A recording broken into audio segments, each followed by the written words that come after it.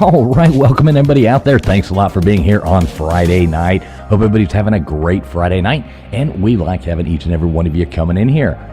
Let's see, I usually always start with the snooty lady, but she is way too snooty for us tonight and is out gallivanting in her rat-infested camper. So, yes, shout out there, Gutters Pub. Hope you're having fun. But joining us tonight, we do have our redheaded stepchild coming back here to visit us once again. How you doing tonight there, Tombstones? Hello, everybody. I'm doing great. All right, good to have you here. Good to have you here. And we've got joining us the Mouth of Houston back as always. How you doing tonight there, LW? Hey, what's up? What's up, everybody? Happy Friday. There we go. As enthusiastic as ever. And joining us tonight, back, she's been, touring around for the last forever. We haven't seen her in a long time, but our country music sensation, KJ. How you doing tonight there, KJ? What's up, guys? Happy Friday. Woo-woo. I'm excited to be here. Let's do it. Look at that. We got our woot woot. We've been missing that. The show's really been lacking its woot woots. So good to have you back there, KJ. Who we got coming in here? We got a few fun people. Melted Copper. We got Gumby in here. Matt Dummett. Good to see you. SoCal Buckeye. Karen from HR coming in here. Multi. What is going on? Multi. We have our buddy Lou Sassole coming in here. We got BC Entertainment coming in there. Slap Happy. What's going on? Little Miss Red Velvet. What's going on? Good to see you. Dozer in here. Good to see you, Dozer. Guaca Loco. Ernie Birdie. What is going on, Ernie Birdie? If Beer and Backroads was a person, what's up, my friend? We got our good friend, Crispy Treat coming in there. Good to see you, Crispy. Let's see who else we've got in here. Let's see, Equid. All right, we're going to get this thing started. Would you mind telling me whose brain I did put in? And you won't be angry? I will not be angry. Abby someone. Abby someone. Abby who? Abby normal. Abby normal.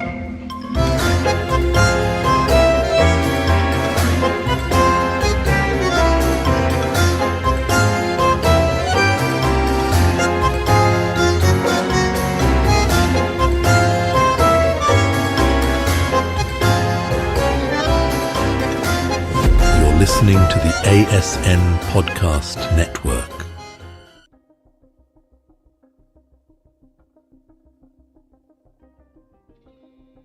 I don't know why none of us are up on stage. Oh. Boy, I miss that producer guy. When the heck is he coming back and joining us? Look at that. We lost LW some way along the line, too. We're off to a grand start, guys. We are off to a heck of a start. Hey, thanks a lot, everybody, for being out here. I know this is streaming live. Not as many places as normal, but we are live over here on Traveling Fools. We're live on X. We're live over on Tombstones, and we are live on LW's channel as well. So we're still spitting this out to all kinds of fun people. Good to see people rolling in already. I know we were saying hey to Equids there. I guess that's how you say that name. I don't know nope, if that's... just call her Equal.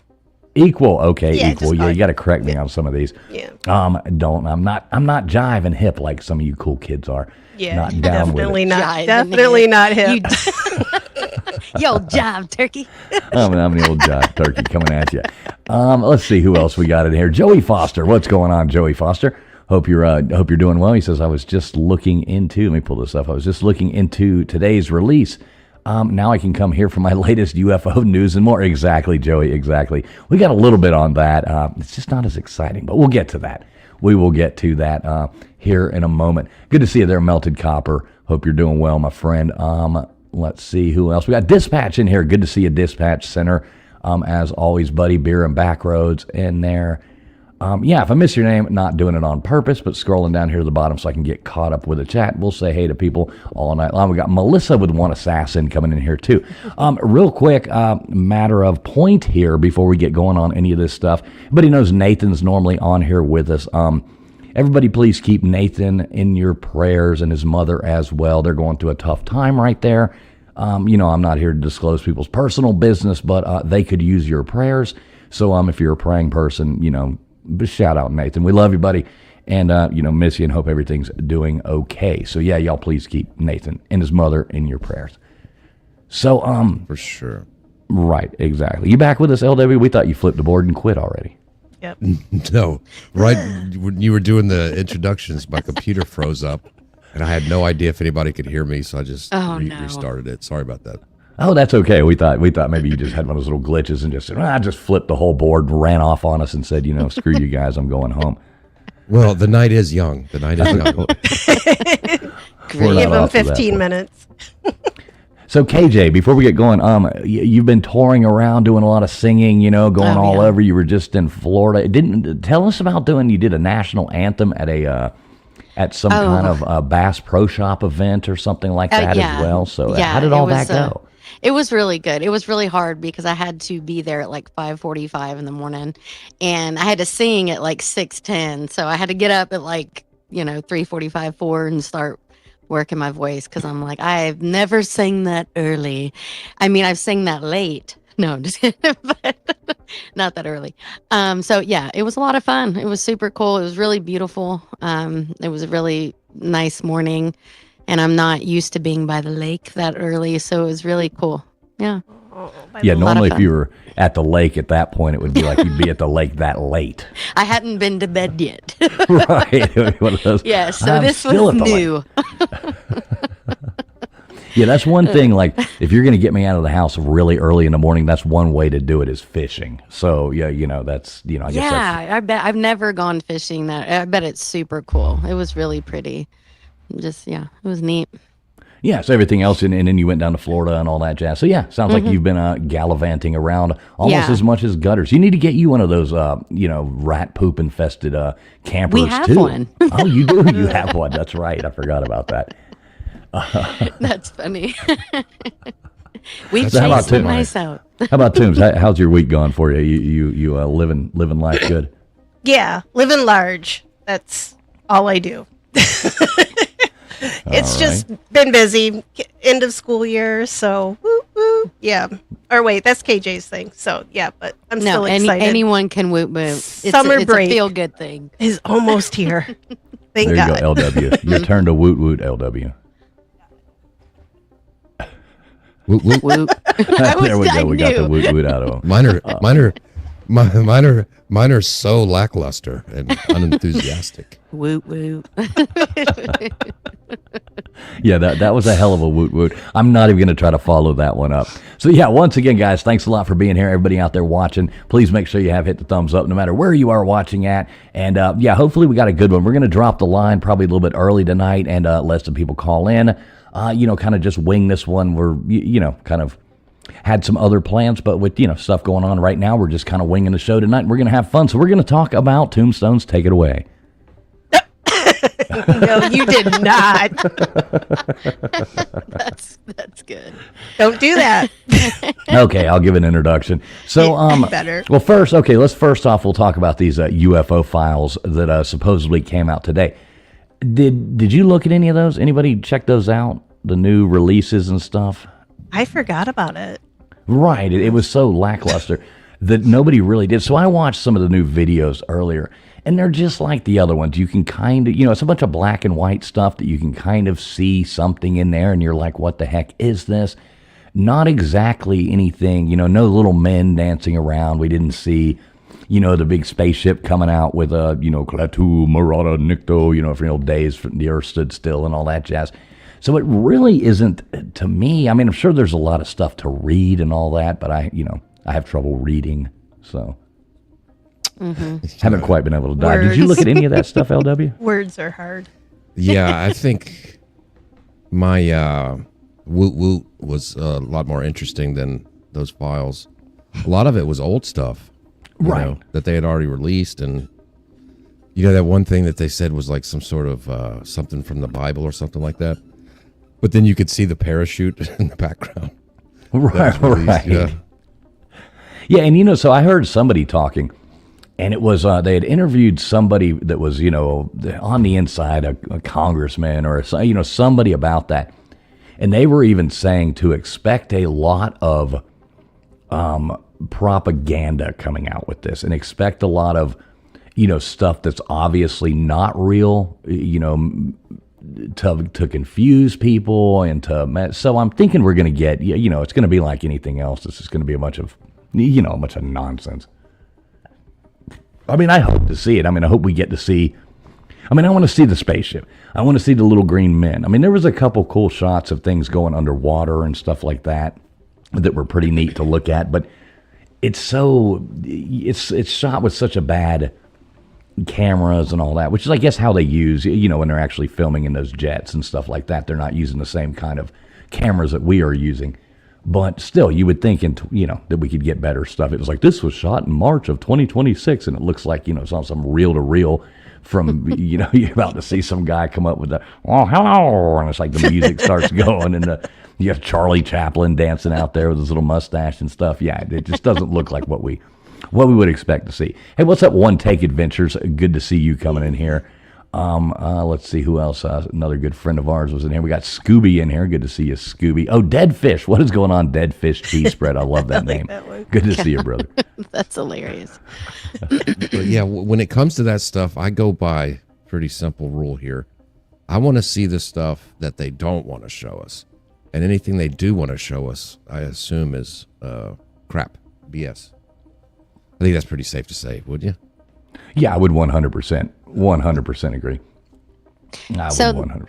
The last time I was on the show, that there was talk about the underwater stuff that you just mentioned a second ago, and I kind of can't get that out of my mind because, like, there's a new movie on Netflix with Sally Field. I don't know if anyone's seen it. I forget like incredible.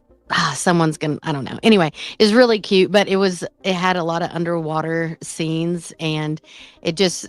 Like, I love that thought of all the underwater stuff. Like, that is more exciting to me than all the other stuff. Because I guess we just grew up watching all the alien movies, and I just don't expect to ever really see anything like that. So the underwater stuff to me is really intriguing. So, you ever see that movie? I forget what the name of it was, where it's a really creepy, good movie, but it was like one of those deals where they go to space. And they're supposed to be in one of those ones that's, supposed to take them, they go to sleep and you're supposed to wake up, 100 years later and be somewhere. But something goes wrong and the ship malfunctions and they end up waking up like, 1,000 years later or something like that. And they have no idea where they are. And they can't figure it out. And there's like these creatures are on the spaceship now and and there's these few people, and they're like going insane, and they start like having to fight and like run away from these creatures that are on the ship. It's really intense. But the cool part about it is when they finally realize they're about to get killed by these alien things that are on the ship, coming after them. So they just say screw it and eject themselves out of their, these emergency eject pods, And it turns out the whole time that they'd been at that planet they were supposed to have been at for like 700 or 800 years, but the ship had landed and it was on the bottom of an ocean.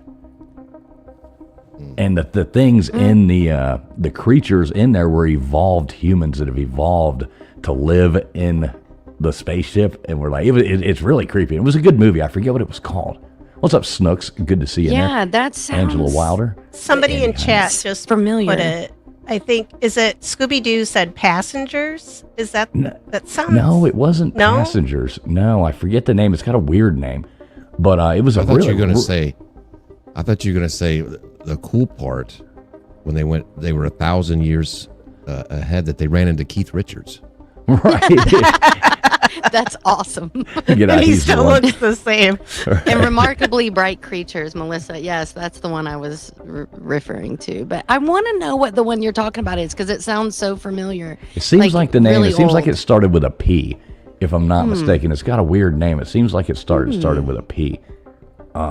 It's Passengers, isn't it? No, it's not Passengers. No, I would remember that. I'm just going to keep pushing that one. That's the only P one I know. Oh my Predator? God! Somebody in the chat can tell us. I'm sure somebody will think of it. God, I can't remember what it was called to save my life. Yeah, I don't know. So anyway, there's my story about a movie that I don't even know what the name of it is. But I hope y'all Paul is my enjoyed favorite that. alien movie. Is it Paul? Oh, yes. What's Paul? Right? Yeah. I have no He's idea. that little, it's with, oh my God, the guys that did Hot Fuzz. Right? Is it Hot Fuzz? The British guys. Deer. I don't know. Oh my God. Oh, hang on. I think it is just Paul though. Ernie is in chat. She'll know. I think she said that was one of her favorite I was movies. thinking of so Mac and Me.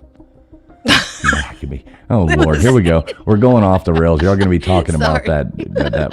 Simon Pegg and Nick Frost. What's up, Nathan? Old man Bill. It's good to see Was you, it buddy. Pitch Hope you're doing Black? all right. Someone said. Oh, that's the one with Oh wait, Pandorum. Yeah. I think that is what it is, Scooby.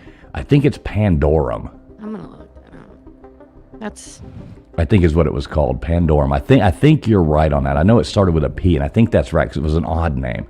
So I think it is Pandorum. So anyway, so the alien release stuff today, nothing more than we saw last time on the release. Not a very exciting thing. Not much more to take away from that. So we did want to talk about, I know Toombs had brought up last night, we were trying to plan the show and what we were going to do. We started talking about the Denver airport. So everybody knows there's like a bunch of crazy conspiracies floating around the Denver airport and stuff like that. I don't know a whole lot about this, but I'm kind of intrigued to learn. So, Tombstones, do you kind of have an overview on what all goes down there, or? Oh no, I knew you were going to do this to me. You knew I was. That's why you have copious notes. I took lots of notes, like the big nerd Yeah, I am. That's good. I miss college, and I miss making, spreadsheets and notes and all of that fun stuff. But yeah. So the Denver International Airport, or DIA, they have this. I don't want to say reputation, but it's supposedly there's a huge underground base. Either aliens are living there, or it's a base for when the next extinction happens. When shit goes bad. When shit goes down, mostly everybody Yikes. dies except for the cool people that have a lot of money. Mega rich people. Yeah. Yeah, and we're not elite, right? invited. And we're not. We're not. None of part us that are getting crowd. it. Well, I might get in there. I'm going to try. Hey, good for you. I'm gonna I know some I'm not. work some magic. No, I won't get in there, trust me. I'm Wow. maybe in my 20s I could have worked some magic, but not anymore. But I've yeah, never so heard of this. this is so the Denver airport is the second largest airport by like the square footage or however they determine Acreage that. or And it's whatever, only yeah. the second to the big ol' airport in Saudi Arabia. But it's only like 18th in the world, like in passenger flow. So we've got this big ol' airport that's bigger than Chicago, New York, LAX, Dallas Fort Worth. Like, it's huge, and it doesn't even take in as many passengers as what the other airports do. And it's weird because you drive out there, like I lived in Colorado Springs for about 8 years, and I've been in and out of that airport, and it is a little weird. It's like kind of way out from the city, which that's probably a good thing for an airport. But they had a perfectly functioning airport beforehand, and then they decided to go and invest, like, what was it? I think I wrote down like $5.6 billion to build a new airport. And their excuse, didn't it go like $2 billion over budget and took like 3 years extra or something? I don't know the story as well. Two years extra, and it was supposed to be 1.5 billion, and it ended up costing 5.6. And any job I've ever worked, like, I would have never got paid if that was the case. So, and they lost. Apparently, they lost contractors. Like, a lot. They would just come and go. And the conspiracy theory behind that is they don't want any one group of people knowing exactly what's going on beneath the airport. So this There is it the is. airport. Crazy. Here's some slides here. So this is the airport, correct? Yes. Yeah, kind of cool looking airport. I mean, I'll be honest. It is. Kinda neat It's looking. actually very nice. I'd love to fly into Denver. In the fact that it is kind of out away from the major city is really nice. But so excuses have been given. Like, of course, you've got your conspiracies, and I listen to them, and I think, yeah, there could be something to that. But then you hear the excuses, and you're like, oh, okay, maybe not then. But they supposedly have this big plan that this is someday going to be the big hub in the United States. They want to have like 12 runways at some point, and this is going to surpass LAX and LaGuardia and O'Hare and DFW. Like, this is going to be the U.S. airport because they're going to make I hate all O'Hare. these other. I do hate too. O'Hare. No matter But- where you land in O'Hare, your connecting flight is on the opposite side. It doesn't matter, and it's that big circle. So you no matter where you land, you got to go all the way around that damn thing and get to the other side. I've never gone through there where I got to just let me walk 50 yards over here. It's when no, it's like your next flight is an hour walk. And it's horrible. Yeah. And then you smell popcorn everywhere, so you want to buy popcorn. So that's the part I don't like. Sorry. I didn't really I do notice love the popcorn. thing. No. Yeah, especially the Chicago popcorn. Oh my God. Anyway, we're talking Denver though. But Denver Airport has all this. So like I was an art student for many years. I get art, and Denver is kind of a little bit of an artsy fartsy scene. That makes sense. Mm-hmm. And so when you see some of the artwork there, I can get why some people are like, whoa, this is freaking weird. God. They have, and Denver Airport has leaned into the fact that everybody thinks there's a huge conspiracy. And I really love their ads. Like the lizard people, I think are so cute. Like, they don't look scary to me. Look, he's working. Yeah, I mean, at least it's a lizard person that's actually Yeah, he's got a job. functioning in society and, contributing, doing something worthwhile. He's got clothes on. Oh, that's hilarious. He's got a skill. Stupid. I Yeah, might it's marry him. I don't know. There you He's go. eligible. Look at this one. But yeah, I I like love this one it. too. Yeah, That's this is one of my super- favorites. Isn't that strange, though? Isn't that strange? That's super interesting. So I I think guess they've, it's like you so said, cool. leaned into the Yeah, conspiracy. it's interesting. Yeah. Huh. I love that they've leaned into it. And so this is Blucifer. I can't see that. Now, Blucifer has a really cool story. Oh, and I wow. Every Is it a story unicorn? No. Or just It's a big blue horse that has red eyeballs that like glow in the dark. And if you go for a nighttime flight to Denver, Oh. it's really freaking creepy when you roll up in there. It's really I mean, creepy. that's tied. I mean, it's obviously a Bronco, right? Like tied with the Denver Broncos. No, it has nothing to do with that. It is not. No, Oh, okay. it's not. That's what I always thought too. But okay, let me. I gotta flip through my notes Ooh, here. yeah, 'cause I've I've got a whole page. I think I've just on flown in there Blucifer. before, but it was so quick. It's not like I got to experience anything. Yeah, it is But beautiful. we're talking about airports, KJ. And Melissa Right. says that he has a veiny butt, Uranus. Wow. Yeah, that's true.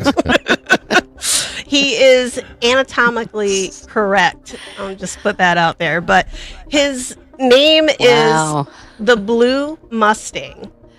Yes, But- I know him. Every Stupid. I'm sorry. I gotta get back on track. All so the Blue Mustang, but everyone calls him Blucifer because look at those Oh my eyeballs. Other names are the Sapphire Stallion, which I don't know. That one wasn't very cool, but there was another one that was really cool, like something like the freaking demon horse. I don't know. I wrote it somewhere, but I've lost it now. But he was 18 years old as of February. So he hasn't been there as long as the airport, but he is 32 feet tall. So he's huge. And he has these glowing red eyes, which are LED. And the artist that designed him Malta's comment here. What do you say? I don't know if I want to look. I might Says he lose knows a it. gay bar by that name. I guarantee that's earlier. I will put money on that.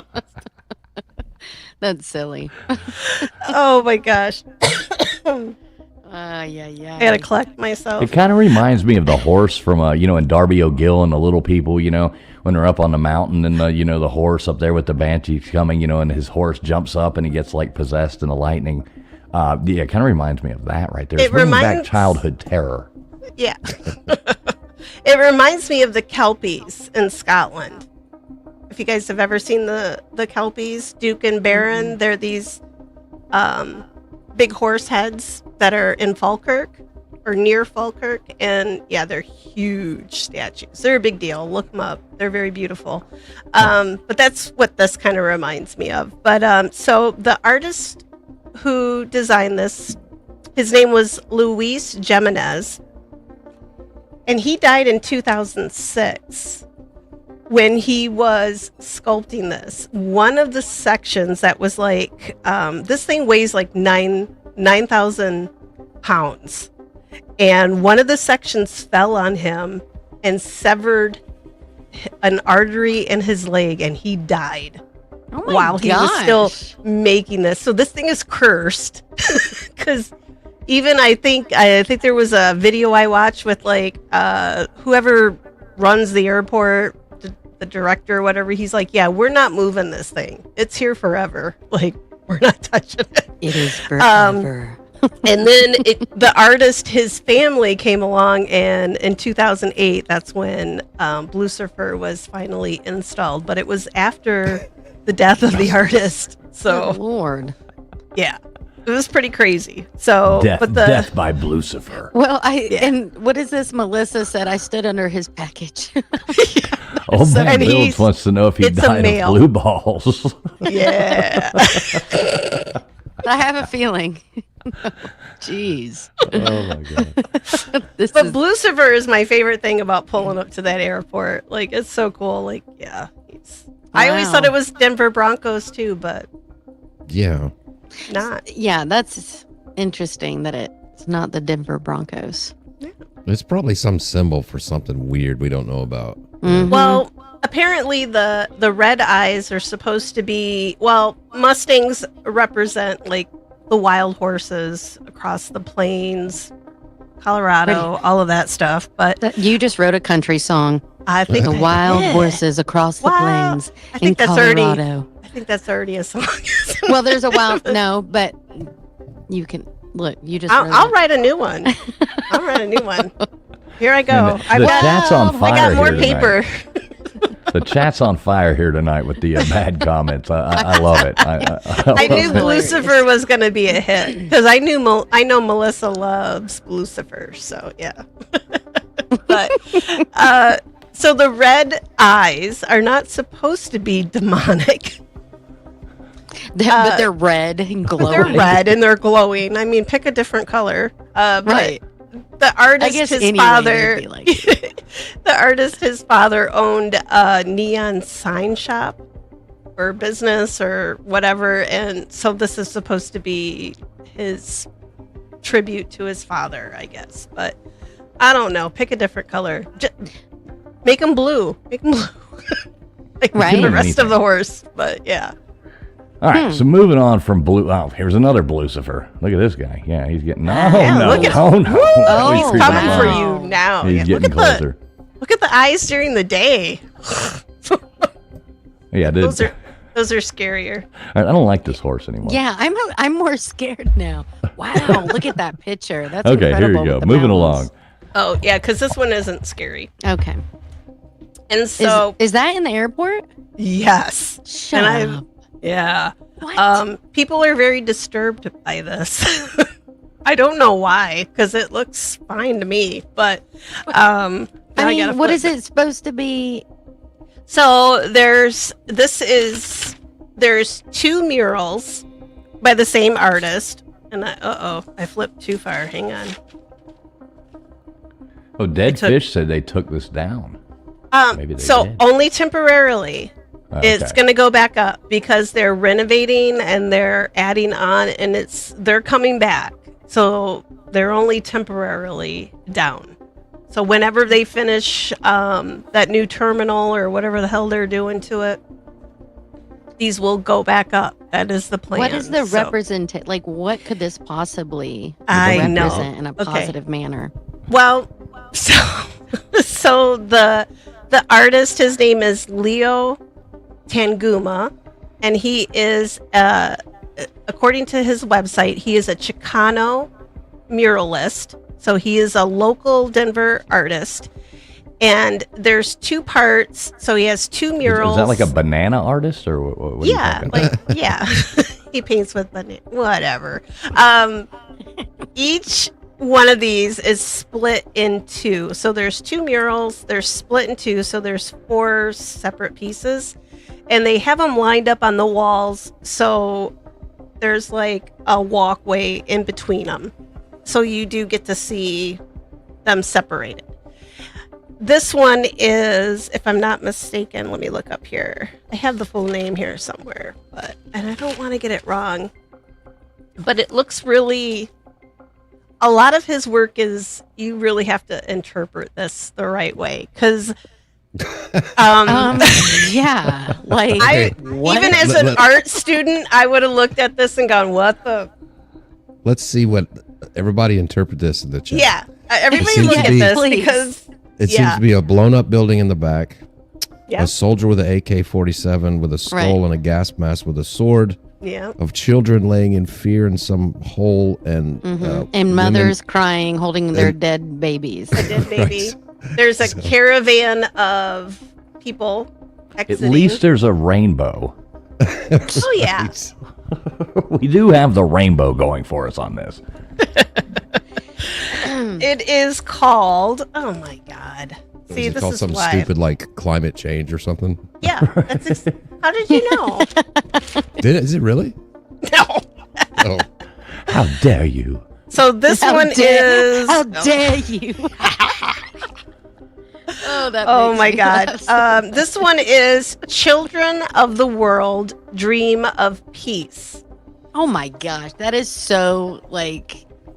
Because the doves, is that what the sign of peace? So the first part represents what will, my take on it, honestly.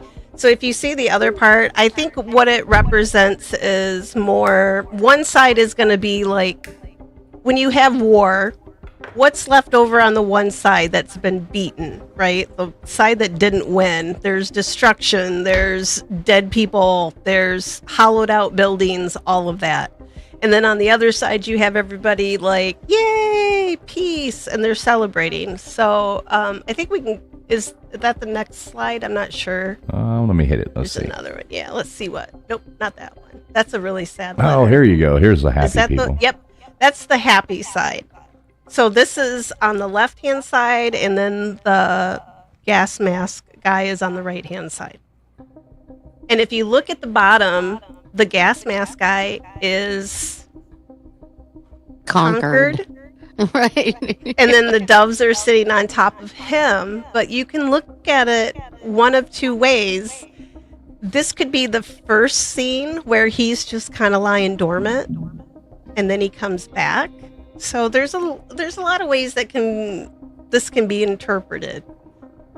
So It's and so people take much. this to me. It's a lot. It's Like I don't know who has time in an airport to like sit and I like pick this looking like when I apart, go to but- an airport, I like walking through and just, trying to figure out where I'm going. and Yeah, not, like, I looking do at weird not artwork. care. I'm always in a rush, which Right. has been a long time since I've flown. Not but worrying about I'm- the end of the world. Yeah, I'm like trying to get to the next. Yeah, no. Sometimes I get a Wow. little ornery and I want the end of the world, but Right. And I get, maybe it's that his interpretation of that art, but also you go walking through the airport with your kid and your kid's like, well, what is that? Oh, that's just a picture of a mother holding. yeah, a dead baby. I know, how weird. Yeah. And I've watched videos of people going, "Hey, what do you think of this?" And people are like, "Yeah, I don't get it." Right. Like they're genuinely like freaked out and freaked out. Because it's strange. Yeah. This is an airport. This isn't an art exhibit, right? But I guess they're It's trying to not a make it that museum. way. Well, Right. It's not a and museum. Yeah, but it it's is like, this is Denver. an airport. They do Right. have It's Colorado. well, they have a lot of art exhibits that move They're all in and stoned. out. They're of all the- stoned. They don't know they're what's all going on. stoned. It's the rainbow. They're like, there's so a lot of colors in it. I'm saying, I just hope I'm stoned the next time I have to go through there and see this again. Because the first time I was like, what the hell did I come to Denver for? It was just like, no. But Yeah, I've never been to this airport. You ever been to this one, LW? No. No. Yeah, I haven't either. I've been in and out of here. I can't even count how many times anymore. But even before I moved to Colorado Springs, like I'd been in and out of here. So it's a nice airport. Easy to get in, easy to get out of. Like, yeah. I mean, it looks neat But- from the outside Old too. I mean, I man like builds. the design. It's only- so is it the rainbow is that's so throwing good. you? And Melissa, yeah, it's normal. It's normal. Yeah, nothing to see here, kids. Nothing Yeah. to see. But they do have other art exhibits. And yeah, this is another thing that's in the airport. So people think these are Illuminati quotes. Oh, I thought that was Bested. like, But was it's- like, Ebonics or something, Like- Get this. Excuse me, sir. Gay. I speak jive. Barbara Billingsley I coming up there Means trying to. bitch, that's gay. That is what it says. Bitch, that gay. See, we knew it. We man's we been cracked the code right here on Abbinormal tonight. We cracked the code. We're so freaking smart. This is Navajo. So they have a little bit of, I don't know what these people were thinking when they designed this airport, but they were artsy fartsy. Like they just embraced it. I don't know if this is, That makes sense. it's Colorado, right? Like they're Yeah. all, maybe a little high. I love Colorado. Don't get me wrong. It's one of my favorite places. Yeah. No. But yeah. so it's cool. this is one of the symbols that's in the floor. Now, I've never seen this one, but I could have walked over it. But I am so excited that people have so much time to walk through the airport and take photos of all of this stuff. But this is, where is it? I wrote it down here. It means, this is Navajo, and I don't think I got the meaning of it. It just said it refers to like sacred mountains. So some of the words that are spread around, like this one, it's Navajo, and it just means like different areas around Colorado and what the Native Americans called them. So that was it. But people Yeah, think that's these cool. are Illuminati codes. Oh, I see what you're saying. Could be the same. Could be. Yeah, Little Miss Red Velvet makes a point. Who's paying for all this crap? That goes like to Hot put all this money. artwork in and stuff. Well, and it's interesting how to be chosen as an artist, to do something like that is pretty major. How did that happen? Yeah, it's that 32-foot tall horse. Yeah. That's freaking awesome. You got to be. Somebody really came in up with to me the- and said, "Hey, build me a big horse," and I'd be like, "All right, let's do this." And then I die. Right, then the big piece of it falls off. It would be Aw, like the how big- sad. That's It would be sad. like the horse wiener would fall off and hit you in the head and kill Yeah, you. And all that of a is sudden, death by horse wiener. It's, Alrighty. I think that's Death by isn't that horse wiener. ironic? Hilarious. it was the left nut that took her out. It was always always gonna be. Always that left nut. So Oh my we God. got the blue stallion. We got rainbows painted over. I feel Weird a blue artwork. oyster joke. I feel a blue oyster joke coming on here soon. Definitely. That should be like the name of the airport bar should be the Blue Oyster. You got to go, man. I'd go there just for that. That'd be fun. I have Well, funny LW would be neighbors. working there. Of course. Yeah, and did fish I cheese would be spread. like I love Norm that from name. Cheers at that place, buddy. Abnorm. Oh my God! What were you saying, Toombs? did fish cheese spread was the New World Airport Commission. So there is a cornerstone that they laid at this airport, and nobody knows what the hell this New World Airport Commission is. Like, there's nothing for it, apparently. Let me guess it. Does it have a Masonic symbol? Yes, it does. Of course it does. And this is this is how damn big it is, right? There's not a whole, like, there's the airport portion of it, and then there's all this stuff around it, just like vacant land.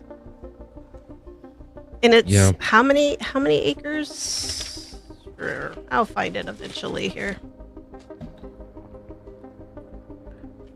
And that's What's just up, Johnny? Good to see you. That's just weird. The size of Denver. You know, I mean, it's a nice sized city, but as far as they're planning on being the biggest airport in America, I mean, the population and the flow through there isn't that great, is it? I mean, it's not like Atlanta or LA. Well, that's what I'm saying. People Chicago. fly over that's why they're called the flyover states, right? Right, I didn't think anybody went to Denver I don't know. I've never been to Denver. I mean, I guess it'd be a cool place to go, but I mean, if I wanted to go, I think I would want to go in the winter, you know, and go snow skiing or something. That's what comes to mind when I think of Denver, but I just went for an audition, so that was my only reason. So I didn't get to experience. You know, I went to a couple shops, but that was it. Denver I love Denver, but I love Colorado Springs a little bit more just because it's not as congested as Denver is. But there's just so many places. You have, like, the Rocky Mountains are right there. And it was supposedly they said that if there was a nuclear attack, Denver might be safe. So riddle me this: what is going on with the gargoyle in my suitcase? Yeah. So this is what happens when you put all your dirty underwear in there, and then you open it up, and then it's. But. Alrighty then. Yeah. Just don't open it. This is That's another funny. art installation that's at the and these are I think they said there's one in the east and west baggage areas, and I'm not sure which one, but they call them Notre Denver is the name of the, I think there's two of them, but I think they're really cute. Especially this guy with his bird Well, I actually think gargoyles are kind of cool. hanging out. I mean, gargoyles are kind of cool, you know, when you look at the old I buildings. think so, too. You I know, like the old Gothic one, yeah. buildings. Mm-hmm. Weren't a lot of them Notre Dame. used? Yeah. Weren't a lot of them used as actually like a somewhat of like a gutter system as well? I mean, didn't they help with that, like for water drainage Sometimes. to make it go a certain way and stuff? Which obviously Yeah. this is not going for water drainage. This is just going to creep it out. Like every child walking there is looking down at their suitcase, walking by. It's like, "Come on, little Timmy, let's go for your I first know. flight. Here, pack your Open bag." your He's like suitcase, walking honey. along. No. Yeah, he goes, "But I don't want to open my suitcase. I don't want to open my suitcase." Mom, there's a Things that demon come in up. my suitcase. No, there's What's up, Two Seriously, awesome my dogs. son would be super scared. Like, seriously, I know. My He would kid be never like- was, but I don't know how recent these are. I don't remember these guys in the baggage claim area, so they may be newer since the last time I've been in there. But they're a little creepy. But I mean, gargoyles are like protection. That's what the church had them up. They're not demonic. But that's not or- a normal gargoyle. That's the one going, That's one in your suitcase. holding its face. You know, it's like that's Well, not the there's- normal. There's Northern some Indians. creepy Stoic. gargoyles out there. What's the Rosslyn Abbey that's in Scotland? The one that was in the Da Vinci Code, right? That one I have photos. I've been there. I've taken photos of some of the men on the side that, like, the water does come out their mouths. There's some little creepy individuals like lurking on the side, and they're supposed to be protecting the inside. It's supposed to scare away the demons. So Well, I guess always think in of order to Ghostbusters. You know, in order to scare a demon, you have to be as uglier than them, I guess. Yeah, this is kind of like the what was it in Ghostbusters? Those dogs, you know, they're coming out of the Yeah. refrigerator and stuff like that. You know, you think about Rick Moranis. You know, yeah, I'm exactly. the love key- Rick. I'm the key master. Yes, the key master. What was it like? Rule, raw, or whatever. I don't know. Roar, yeah. Yeah. Whatever.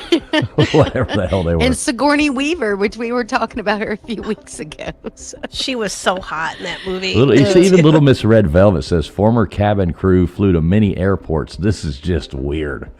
Yeah. There's some weird stuff here. Like, I can see why. Like, I totally see why people would be like, "Oh, this shit's weird." Yeah. It is. It is weird. It's Beer cool and weird. Backroads says this is what I need for Christmas. I do not need this for Christmas. Yes. Although I would like to have I'm the taking a statue. note. A mini one. I am. I'm getting them one. That's it right here. Don't worry, KJ. Zool. Don't worry, KJ. Yes. You know I've already ordered you the custom Robert the doll that is headed your way. So if you want to start swapping gifts, and we've got it. That would be funny. Oh wait. Old Man Bill. That's right. Zool. Zool, yeah, Zool. All right, so what else we got? Okay, so here's part of your collage of. Yep, what this in the is hell the other going on one. here? Yeah. So It does this is look cooler from afar. You know what I mean?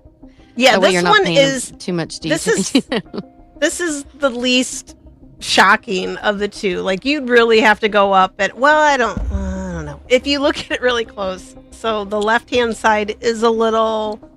So there's a couple people in glass coffins over on the other side, which I totally dig. I think that's really cool. But I like that stuff. But it shows like extinction. So there's like some I think there's a penguin that's in like a glass case, and it shows like the woods are on fire. So it's like we're supposed to be taking care of the environment. However, people think this is what's going to happen. Like, we're going to have this mass extinction of animals and all of this. And then we come over to the second side, and there's this weird, freaky plant that's coming up out of the middle with all these kids that represent all these different cultures. Like, there's a little Scottish kid in there. Like, he's doing his little dance too. But, and they think the other side represents like that weird little flower that they're sitting around that's supposed to represent a new world order, like a whole world government. So, And that thing I is don't- rainbow too. He Yeah, a lot likes of rainbows. rainbows. He likes rainbows. I think that's the. Yeah. And I like this buffalo head. Over Right. there I on like the that's left. the first thing I noticed. Yeah, me too. I was like, who's the buffalo? I noticed the dead people down on the bottom, but that's me. Let me see. Can we zoom in? Oh, look Yeah, at it's this. hard there's for me to. There's see. another one of each side, but Oh yeah. so it's one mural, and then they separate it by like a Well, who walkway. painted Elizabeth Warren in down here? Oh, she's right there on the bottom. It's Pocahontas. That's funny. Oh God. Okay, let's click to the next one. We'll see what else you got for us here. Okay, here's a close up of the buffalo. There's a close up of the first scene. So Yeah. there's dead animals. There's a lot going on here. Yeah, there's a lot. There's dead people in coffins, and yeah, a lot of stuff going on. Yeah, it seems to be a theme. Yeah, I think he's got a bleak outlook on life, but I think this guy's doing a lot of acid, is what I'm thinking. he's smoking more than I mean, the national flower or the state flower of Colorado. Yeah, this one's kind of weird. All right, what else we got? Nope, is go that past that. That's my note. Those are the links Oh. for some videos, but there's your Masons. Oh, so this is that thing Yeah. you were talking This about, is the which of course it has. cornerstone Okay. for the airport, and down at the bottom it says New World Airport Commission, and people can't find anything relevant for them. Like, it's not a thing, apparently. I didn't get into looking for that. Well, of course you've got Martin Marietta Aeronautics. That's a branch of Lockheed out of Marietta. Who's that? Fentress Bradburn Architects and Zimmerman Metals. Zimmerman. Nothing fishy about this. I think it's just the New World Order. Airport. It's that, yeah, right? The New World part. Like, that's exactly what everybody, I think, they see. Oh, Ernie says, I know what it is, but I cannot tell you. Uh-oh. No. Come on, Uh-oh. Ernie. Spill it, Ernie, Ernie. come spill it. on. Give us a scoop. And I No, know Angie says there's bunkers in the mountains. I know that for sure. In Cheyenne Mountain, there's a Stargate. So what is up with? Okay, so let's get past the artwork. All right, here's part of the thing. Are any of your pictures having to do with what's underneath it at all, or no? Well, I've never Oh, been right, I under didn't it, know. so Okay, so there are no photos. So what's that I know supposed of. to be going on underneath it? Let's get to the fun stuff. What in the hell's going on underneath this place? I have no clue. Well, what are the rumors? Well, there's supposed to be like either like some sort of sanctuary for the elite, like when all of this mass extinction and end of times happens. There's supposed to be this huge, I don't know, what do you want to call it, like a base or shelter or whatever, where all the elite can go down there and chill out until the time is right for them to come back up to the surface, I guess. But Yeah, and that it's could take a really supposed- long time. The conspiracy goes it's 6 stories deep, and they use all these different companies to build it, and all these different trucking. And there's truck drivers who said that they've delivered down there. They have a tunnel that goes down there, but it's all like, can you prove it or whatever? But that's the conspiracy, that it's 6 stories deep and it's got all kinds of stuff like hospital down there and all kinds of stuff. So But it's yeah, like a bunker, like Bunker, a, yeah. right. That's what I was looking for. Bunker. Yeah. I'd like to have a bunker. I always Yeah, thought I if I would too. ever built another house, I might do that. I might buy one of those shipping containers and bury it first, and seal it off, do the whole, 9 yards with, ventilate it and stuff like that, and then build a house on top of it. That would be kind of cool. I like Little Miss Red Velvet. Sorry, it's a effing airport. You're probably right, Little Miss Red Velvet, but we're having fun here nonetheless. So, I like her. I do too. yeah, so anyway, they try to say that, there's a bunch of stuff underneath it possibly, and maybe that's why it went $2 billion over budget, or maybe they just overpaid the artist. Right. That's funny. Hey, I'm all about art. Like I said, art student many years, but yeah. Well, it's all interpretive, so you can make of it what you will. People like different things, but we know that the government has underground bunkers. They've even said so. So it's not out of the realm of possibility that the government does stuff like that. I mean, when you look at billionaires, Mark Zuckerberg talks about his 5,000 square foot bunker under Hawaii. Peter Thiel's building one in New Zealand. I mean, They're billionaires. such a-holes. Elon Musk wants to go live on Mars, All Well, these isn't people- that LW? Isn't that part of what Let was him. going on with the new ballroom too? Well, yeah, at first it was just talk about the ballroom, so we can have parties and blah, blah, blah. But then a couple weeks after, like, oh, yeah, we're also going to put surveillance down there and enough rooms to house the government, and there's going to be a hospital down there and military and all that stuff. Just kind of like after the fact of like, we're going to build all this other stuff. It would kind of make sense. I mean, in reality, I don't think there's anything wrong with having a bunker or anything like that and being prepared for something. I don't think that's necessarily, the conspiracy is that there might be one under there, but I don't think it's necessarily stupid to have one. You know I what watched mean? Grease too. Oh, yeah. That was my only Just point to the, it doesn't seem too crazy that there's one under Denver Airport if all the billionaires and the government are doing it. Was that other movie with Brendan Fraser? Encino Man? Well, it wasn't Encino Man. It was Blast from the Past. Yes. Blast from the yes. Past, where his parents think that they had his dad was all prepped, and they go down there and he comes out. I guess it was really just an airplane crash near their house or something, and they've been under That there was for like so sad. 30 years. Oh, gee. Well, I was thinking of Grease too, where he's like, "Let's do it for our country, the red, white, and the blue." Like, anybody? Nobody? Okay. Anyway. No, I never watched Grease. I know. I'm not gonna sing though. Horrible. Anyway, they're singing in the old bunker, but What's up, Jaron Carter?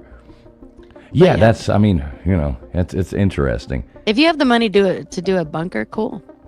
Yeah, I would love to have one. Like, like in, what was it, like during the In Oklahoma, the they have. 50s? Yeah, Oh, that's right. like the or storm like tornado. Yeah, for Yeah. sure. Yeah. But yeah, And in back- the 50s. Yeah. The- you're right. During the Cold War and everything, when everybody had the Yeah. bomb shelters down, Mhm. I would, yeah, I'd do it. Yeah. I'd I live had a underground. friend of I'm mine in fine. high school. A friend of mine in high school. They had a bomb shelter at their house, and we would go and like hang out in it and stuff. And there was always rattlesnakes in it. We would go in Oh, there hell and shoot no. rattlesnakes with 22s inside the bunker. So it was it was actually kind of fun. You'd have to go in there and shine lights around, and you shoot the rattlesnakes, and you could go hang out in the bunker and play. Different days, I guess. Not quite the same now, but yeah, it was pretty neat. Yeah, That does sound cool. things kids don't do nowadays. Yeah, now they've got these. Now they've Here, got honey, like, go play with your gun in the bomb shelter. Xboxes and stuff like that, tablets and stuff. We had 22s and rattlesnakes. Who had a better childhood? We have BB guns. We play with my little You one. still plays have a with BB gun? guns. Oh, we have two. I have a pink one, and then we have another one. Oh yeah, we have BB guns. We got BBs, and we have also those guns where you put the little beads in water, and they like gel up. They get bigger, and then you shoot them. They're fun. Ooh. Mm-hmm. Yeah, they Hey, have cool we- stuff now. Kids do play with cool stuff. Yeah. You just my, don't, see it. Yeah, my kid has all the Nerf guns. Like, he's got Oh, an yeah. arsenal. Like, Oh, I mean, Nerf's still the thing. 20, 30 of those, like, Yeah. like a rocket launcher looking thing, and all of those. And I don't know how many bullets. I find those little whatever they are, the Oh, little they're bullets for the everywhere. Nerf bullet. I They're hate them. everywhere. We pull out like the refrigerator. They're all like, there's like a graveyard Mhm. of them underneath it, and the cats eat them. Yeah, they're so much fun. But yeah, Yeah, see, this is the we problem had with so kids. much fun this with is the those. problem with kids nowadays. We were making here we go. potato guns, and they're playing with Nerf guns, and we were shooting each other with BB guns, and they got We Nerf. had a pumpkin gun. A pumpkin gun, like a. Well, it chucker. was a cannon. It was a Yeah, cannon, that'd actually. be It was a fun. pumpkin cannon. That was Oh, pretty, how fun! Yeah. yeah. I always liked the cannons. potato guns. We used to ride around and we'd go and shoot trailer houses with potato guns because it would be such a loud bam on the side of an aluminum trailer house, and you would shoot it with a potato gun on a driveway. It just right, it was knocking the pictures off their walls and stuff. It was a lot of fun. Oh wow, that's super sweet. You're so nice. What a nice person. It was Such fun. a I mean, sweet come on. kid. Yeah, such a It sweet wasn't Wow. hurting kid he was. anything. I mean, yeah. come on. Not Just hurting knocking their anything. It made a big Pictures ass off the dent. wall. Freaking potato gun. Shaking.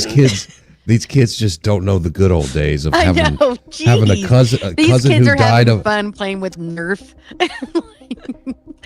What's that, LW? I was like, these kids don't know what it. I don't know. I got lost there. But No, but you're cousin Timmy died of a rattlesnake bite in a bunker, and one-eyed cousin Billy from the fucking BB gun. You know how? kids Dude. don't know how. That's my stepdad. My stepdad got shot in the eyeball with like a BB gun. And that's Yeah. all I ever heard growing up was like, you can't have a BB gun. You'll shoot 'cause of- your eye yeah. out. And yeah, you're gonna shoot your eyeball out. Well, I mean, he still had his eye, but like he had to have like corrective lenses, so it wasn't that bad. But still, it's just like, damn, you guys gotta ruin it. Like they ruin all the fun for the rest of us. Like, go get hurt. So I can't play with one, but I would have loved a I'm BB reading gun. the chat, and it looks like everybody is just like me. We both walked uphill both ways to school in the snow, You're, back you're in the day. so old. So, Little Miss Red Velvet, what's a potato gun? So, explain to her how a potato gun Okay, is I made. can explain this. Yeah. I've made many of them. Yeah. Okay, so what you do, you know what PVC pipe is, like for your plumbing, the bigger PVC pipe. So you would take, like a 3-inch pipe and then channel it down using reducers, and you would take it down to like a 1-inch pipe. Now, in the end of it, you would put a cap that screws on to the back of it, like a plumbing 3-inch screw-in pipe cap. So then what you would do is you would put aerosol. The best thing was OD glue because you could just keep shooting. So then you pack a potato down inside it and create the pressure with the gases building up. And you would have like for a gas grill, a spark igniter, like to light your gas grill. Well, those wires would run in and you'd have it caulked to where, nothing could escape. And when you pack that potato down in there and you hit that button and it causes that spark inside, those chemicals just go off and you can launch a potato, 150 yards. It comes out of there like a rocket. I like what Yep, that's it. Esso set What's up here, a the PVC pipe? pumpkin chucking. Well, you know what it is? Those like the t-shirt guns, like that they shoot the t-shirts off like at sporting events and stuff like that. It's kind of like that, but instead of a t-shirt, it's a potato. Sort of like that. And instead of I don't know if they do that in the UK, Little Miss, but maybe they do. I don't know. Yeah, no, those are done by air, pressurized air. Yeah. So instead of that, you're using, flammable gases to cause the explosion. She's in the UK? Yeah, she's UK. So around here, what we do is we she's play like, with y'all's a bunch of potatoes hillbillies. and PVC pipe. So you put it together and then you shoot it. Right. Here, Exactly. I'm talking about do. pumpkin cannons. Like, I know. Like, what the hell do you people do over there? We're bored. Tombstones, if you want to drop that link in your chat, you're more than welcome to, or send it to anybody who might want to call in or anything like that. I'm going to put the link out here. We're going to keep talking about, oh my God, I just clicked on the page and saw Minnie Manson. I hit the wrong one. No. Don't make me bring him up. Don't make me bring him up. Somebody better call in. Don't you make me. That is, I'm telling you, that's torture. Hearing him sing that Queen song earlier was absolutely Never get locked absurd. in Fool's basement because it'll just make you watch Minnie Manson. Somebody call so I don't flip a table. Come on. Somebody. Somebody please call in. Give us a call. Don't make me bring up KJ's boyfriend here. Oh, yeah. Yeah, Where is he? Right there? Oh no! Oh no! Oh no! There's And your boy right there. yeah, There's Minnie Manson. it is dangerous. Those potato guns are dangerous, actually. Dude, potato I'm guns shocked are you guys dangerous as don't have pumpkin cannons, though. Man, those were. What do you do with all those pumpkins after, like, nobody wants to buy them after Halloween? You just start shooting people. I've always wanted to go to one of those pumpkin chunking contests. I've never done it because I built a trebuchet one time and it was really cool. It was neat. I just wanted to see if I could do it, so I built one, and it was made for, scaled down. It was made for launching tennis balls, but it would hurl a tennis ball about 200 yards, which was pretty cool. So I always wanted to go, like, and see the large scale, catapults and trebuchets they build for pumpkin chunking. I think that would be fun. Yeah. What are yards? That's Well, a it long reminds way. me of that video Yeah. of that chick with the watermelon, and she's pulling the slingshot back, and it shoots her back in the face. Have you seen that? Oh, freaking yeah. video? Yeah. Oh my gosh, it's horrible. So do we have any more pictures you wanted me to share on this, Tombs, or? Were there more? I can't remember. Oh, there's the airport. So this is the runways, but this is 4. Now they have 6. So I guess this is probably obsolete now. But apparently, if you look at this, it looks like a swastika. Yeah. Okay. And this one's good. Somehow, some way, it's all connected. Simple explanation. Only I'm not seeing it. It's making my head hurt. I love that dude. I love him. yeah, that's funny. Oh, But there's your- there you go. Yeah, we'll pull that down. All right, there's what in the hell is this? This is like the, That's the Ark of the Westin. Westin? Yep, Holy that's crap! it. That's at the airport. Where is that? Right there at the airport. In Denver? Mm-hmm. Really? Yeah, you pull up there and it's Holy. massive. That's actually pretty awesome. I mean, It that's- is. That's It crazy. is. It's supposed to be super nice. Like I've never stayed there. I'd like I'm to a stay in poor, that room. so- I'd like to stay in the top room over there, at, like Yeah. the peak of it. That would be cool. like as hell. over here in the corner under the yeah, Westin. over to the left, like right under the W. You know, to the. I think it's supposed to look like, like when you get your like the little wing badges that like the pilots get with the wings. Does that? It looks I don't like a know if boat that's to what me. it's supposed to be. I was but- thinking the Ark. Yeah, it looks like a Noah's boat. I mean, Ark. it totally. I know, That's the right? first thing That's that what I was pops into thinking my of head. boat. It's a Yeah, cruise it ship, was so Noah's Ark, yeah. it's got hantavirus all over in there. I don't know, Rats. Kelly, Lisa. How many rooms are in that? I wonder. Dude, that's crazy. A lot. I think it was like 200 and something. Let me look it up real quick. I was about to start counting windows. 1, 2, 3. Oh my, we don't have time for that. I get about to like 28. He's gotta take his KJ's like, shoes off. 34, 37, 19, 8. Ah, dang it, I got to start over. I love that. It's so stupid. What's up, Crypto Alchemist? Good to see you, buddy. But Good to yeah, see that's everybody in here. crazy. Thanks a lot, everybody, for hanging out in the chat, doing all this. Like we said, a little different show tonight than normal, so we're just kind of having fun with it and Ooh. running Call along with in, it. But call yeah, in. we do thank everybody for being here, and the link is pinned right down there at the bottom of the comments. Anybody, you're welcome to call in, give us your thoughts, tell us what you think. Maybe you know more. You probably know more about this than I do. I know because I don't really know much about this at all. But yeah, I'm having fun talking about it. Anyway, so anybody feel free, click that link, call in. What's up, Steve Harloha? Good to see you, buddy.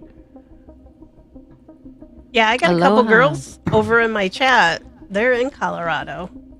Oh, I just Girlfriends, give us I a call. just totally doxed them. Oh, there Everybody you go. knows where y'all live. Yeah. Well, isn't that part of the conspiracy too that there's like a Navy document that's been floating out there that shows like their projection of the future map of America, and Denver would be like a port city? Yeah. Yeah. Yeah, due to water. Didn't we look at that? Yeah. Oh yeah. Hey, we do have somebody clicking in here to call in. So let's zoom over here and see what here's Johnny. Uh-oh. We got a little bit of an echo. Johnny, how you doing? Oh, can you hear me? Yeah, we can hear you. What's going on, Johnny? How you doing tonight? Hey, have you guys ever heard of contingency of government? Yeah. No. The COG? No, explain. Explain about it. LW knows Well, what you're talking about. it's what would happen if the current government were to ever be wiped off the face of the earth. That there is a contingency put in place to fill in the gaps, and everyone is whisked away. Everyone that applies is whisked away to a location. It used to be something called the Greenbrier in West Virginia, which is an old hotel that was just converted into a bunker. It's since been decommissioned, but it's rumored that the Denver airport is the new Greenbrier. And if anything were to happen to the current government, the new government would be whisked away to the Denver airport, which is incidentally a mile above sea level, Right. which is pretty safe. Yeah. So that the government could keep going, so that America could keep going. Wow. That I mean, it actually makes makes sense. a lot of sense. Yep. Yeah. Well, that's what I always thought that funny. You know, if something like that were to happen, something as drastic as the whole West Coast underwater up until Denver, and that's now right on the water. So you're just talking about mass destruction all across the country. What government would there be? Like just a person in a suit? Like what are they going to do? I mean, that's a good question. What are they going to do? I mean, to me, the government's over, and we make up our own. And we just thing after survive. that. But that's just it. That's why it's called the contingency of government, and it's a program that the Pentagon and the Congress already have in place. That every single person in the government will be replaced. Yeah, they made a show about it called Designated Survivor. It's loosely based on what I'm talking about, but What was that on? Oh, It's if you blow up Congress, we got to put in a new Congress very quickly. Yeah, that's pretty. I mean, it does make That's sense, cool. though, if something catastrophic. I mean, it wouldn't be just Denver that would survive. I mean, there would be lots of places. I mean, you'd think. Right. No, but the The- survivability. Sorry. Well, no. Just like at a high altitude. I mean, we all do know that, there has been floods before. There's going to be floods again. The earth has changed many times. I mean, that's why you find, whale bones in the middle of the Sahara Desert. And that's why you find, everything has changed many. I mean, look at the Grand Canyon and stuff like that. I mean, that used to be underwater. And, now here we are. I mean, the world's changed. I mean, something will happen again. It's inevitable. I don't know that that it'll happen in our lifetimes or anything like that, but I don't think anybody really knows when that will happen. I think the contingency they're more planning on is more nuclear related. Yeah, and I mean that could be definitely a thing there too, which you would look at. I mean, if a nuclear war happened, I mean you'd probably lose 70% of the population or something, but you would still need some kind of government to come back and put it back together. Otherwise it would be Mad Max. And the bunker underneath the Denver Hell airport, yeah. and the bunker underneath the Denver airport is where they would go until everything blows over. Wow. Yeah, that makes total sense. And I mean, I could see it being, I mean, the government, like LW said earlier, it's not a secret that the government has underground bases and underground bunkers already and things like that. I mean, Right. why wouldn't you want one to be in one of the most easily accessible airports in the country? I mean, Yeah, it's what is not it, that far-fetched. The seed bank in the mountains in Norway. I mean, all these people have donated, these billionaires to it. I think Bill Gates donated like $30 million worth of seeds to it. So either they're just being very precautious or they know something. I mean, it's either one, Right, 100%. I mean, well, you got to be. I mean, it's the government of the United States, the most powerful country in the world. You know damn well they have, backup plans for stuff. Like, I mean, I don't think it's dumb that, Trump was wanting to build a thing underneath the ballroom in the White House. I mean, why is that such a bad idea, to have a bomb shelter underneath there? It's not a bad idea. I think any president down the road would be thankful to have it. I'm surprised it's not there already. yeah. I thought they already had something down below in the White House. Yeah, there's something, but I think they're trying to make it, a lot better than what was built in 1950 or whenever they built. You know what I mean? They're probably trying to hey, let's get modern with it. Yeah, let's put some gold stuff on it. Make it sparkle. Yeah, it's got a gold toilet. Dang It's well got to have a gold toilet. I only go to the bathroom on gold. So just Nice. yeah. Everyone has to have standards. I do. I have high standards till the end of the world. So Johnny, how you doing tonight? What else you got going on? Oh, I'm just hanging out. I'm just hanging out. You got my attention with the Denver airport because I about 20 years ago I connected flights there once heading to Salt Lake City, and I noticed there was a massive construction program going down in a hole, and that hole was it looked endless. You look down in it, and it looked like they were building a subway. That's interesting. there is tunnels that take you from the different concourses. So there's A, B, and C. And if you look at the above ground photo, there's no walkway, above ground walkway. It's I'm getting an echo from somewhere. Yeah, I hear it too. Yeah. Uh-oh. There we go. Something. Oh, no. Anyway, just rock on. Hang on. There we go. Is that better? No, it's okay. just rock on. Finish your story. Okay. So in order to get to the different concourses, you have to go. You're actually walking underneath the airport to walk out to your concourses. Like it's tunnels. So that could be the deep holes, but I can't imagine. Well, I mean, that's how really Atlanta is too, deep right? holes. Yeah, Atlanta's got those shuttles, kind of underground Mm-hmm. tram system, basically, that takes you, Oh, yeah. from one to the other. People complain about the Atlanta airport. The Atlanta airport is not that complicated. It's actually a pretty well run. It's the one I'm most familiar with, so it's Right. And that's surprising that it's not as crazy, because that's like the freight hub of America.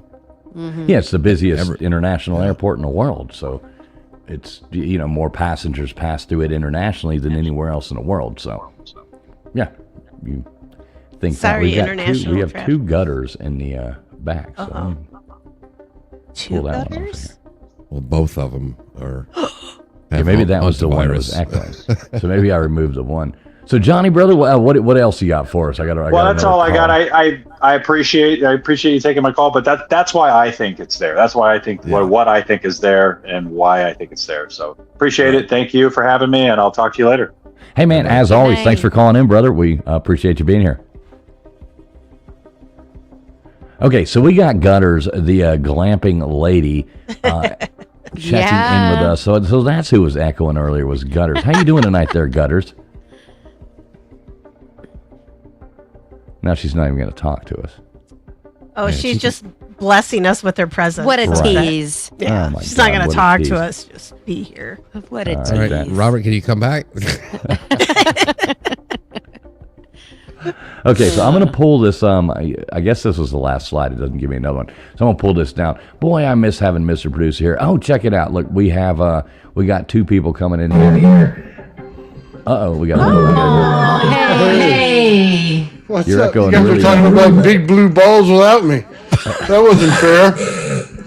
Blue balls, big blue balls. Okay, I think I got it. I think I got that. Okay. How you doing, Nathan? How's everything going, brother? Oh, it's okay, man. Yeah, you holding up okay? I'm sorry, what? I said no. We just hope you're holding up okay and everything's all right, man. You know what I mean? Yeah, sorry. I got my computer here. For some reason, I put it on there and it didn't work. Oh. Well, we've been thinking about you. Well, thank you very We're much. glad- I appreciate that. Yeah, and glad you're on here. It's good to hear you talk about blue balls. There you go. Now I can hear everybody. Yeah, it's better than what was happening this morning, man. My mom passed away this morning, so yeah, it's unfortunate. She lived Yeah, a long, I'm so good sorry. life, but Yeah, so sorry to hear that though, man. We've all said prayers for all you guys. So yeah, man, that's even the chat's out here saying prayers for your family and all that jazz. So yeah, man, good to hear from you. I'm glad you came up. I didn't know if I should send you the link or not, but I'm glad you grabbed it. You could have texted me and if you wanted it, but right on. good to have you on. So I got to bring, now that we got Nathan here, so we got to bring Bubs up here as well. He's been waiting in the back for a second. Mr. Duggar Fishing, how you doing tonight? Yeah, too blessed to be stressed. Right? Hey. So let's hear from Nathan first. Nathan, what do you think about the Denver airport? What's your take on that, sir? Oh, they definitely got a bunker under there, but I think it's more like a city. To be very honest with you. Yeah. I mean, think about it. They got Cheyenne Mountain. They have like a bunker under there.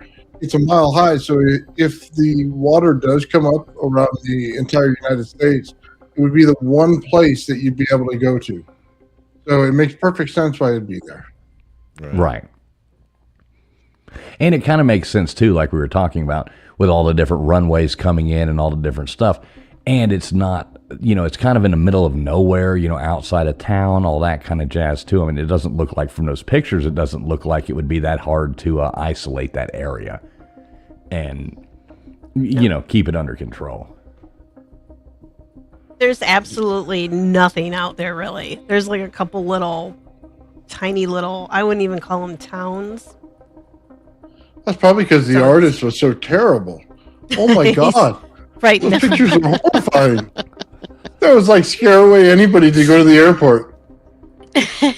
Yeah, my favorite was I'm like, this is a bad idea to come here. my favorite, I think, was the gargoyle coming out of the suitcase. Like Those that would are my horrify. favorite. That would horrify any child that was trying to go through there. Put your undies on. That's the only point of view I I had of eat looking at it. underwear. Of looking at it was just like, that's just odd to walk through there with your kids looking at all that crazy shit. I know, dude. I know my boy would be like, what the what is what he would actually say. It didn't phase my kid when we went through there. Maybe I need to get him checked out. Well, he is my kid. He is my kid. So yeah. We're gonna survive the apocalypse, my kid and I. Nothing's gonna freak us out. So what do you think about it, Mr. Duggar? What do you think about this whole Denver airport thing? What's your take on it, sir? Denver airport. We can't hear you, Duggar, for some reason. Yeah, You sound really far away. How about, is that better? Yep. Oh, much yeah. better. One of the reasons the Denver airport is so big, it's a hub for a lot of the airlines where they inspect each of the airplanes and stuff. But there's definitely some high-tech stuff going underneath the ground. There's fallout shelters, of course. But I don't know if there's any nefarious things going on. But it seems like every important big place, they want to put a military hub underneath it. Sort of like the ballroom.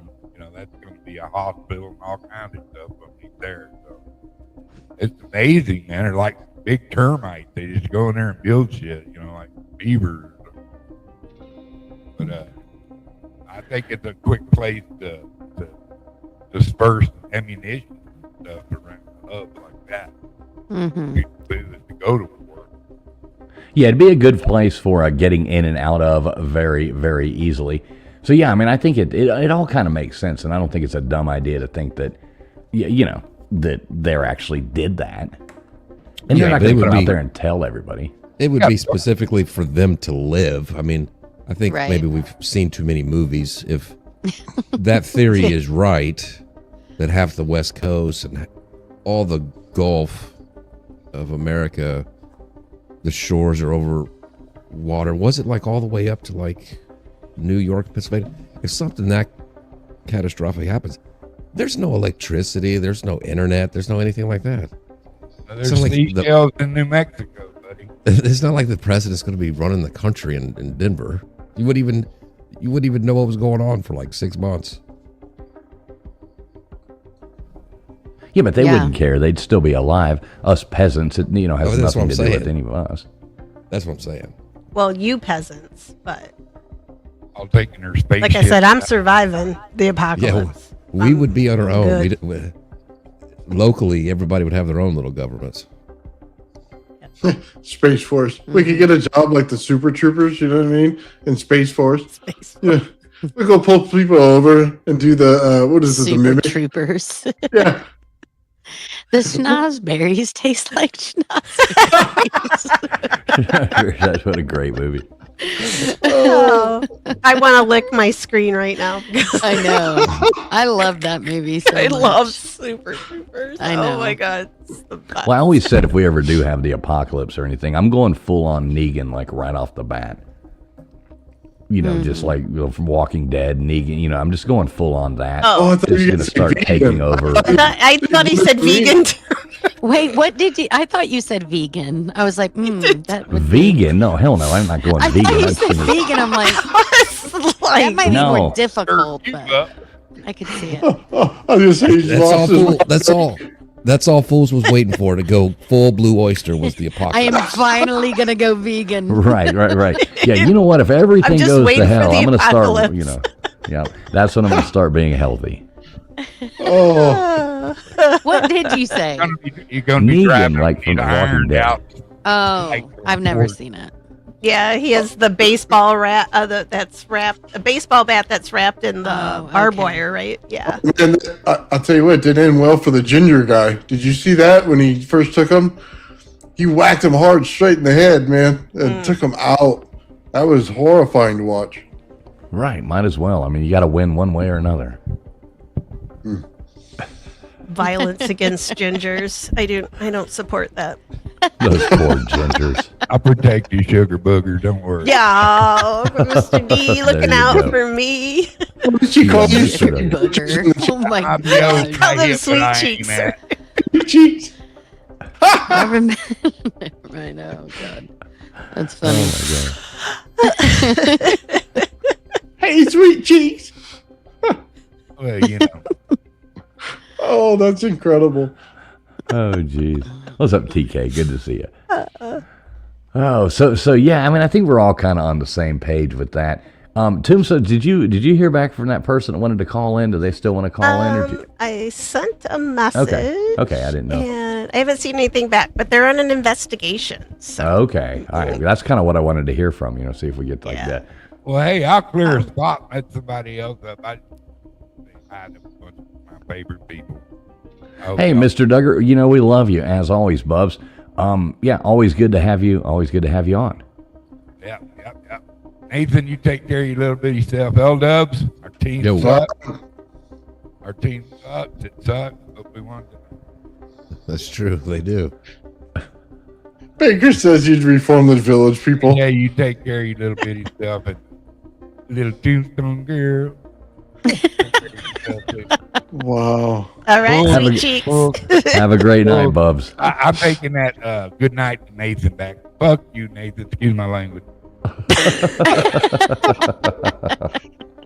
Oh, come on now. Good night, Mr. Duggar. Good night.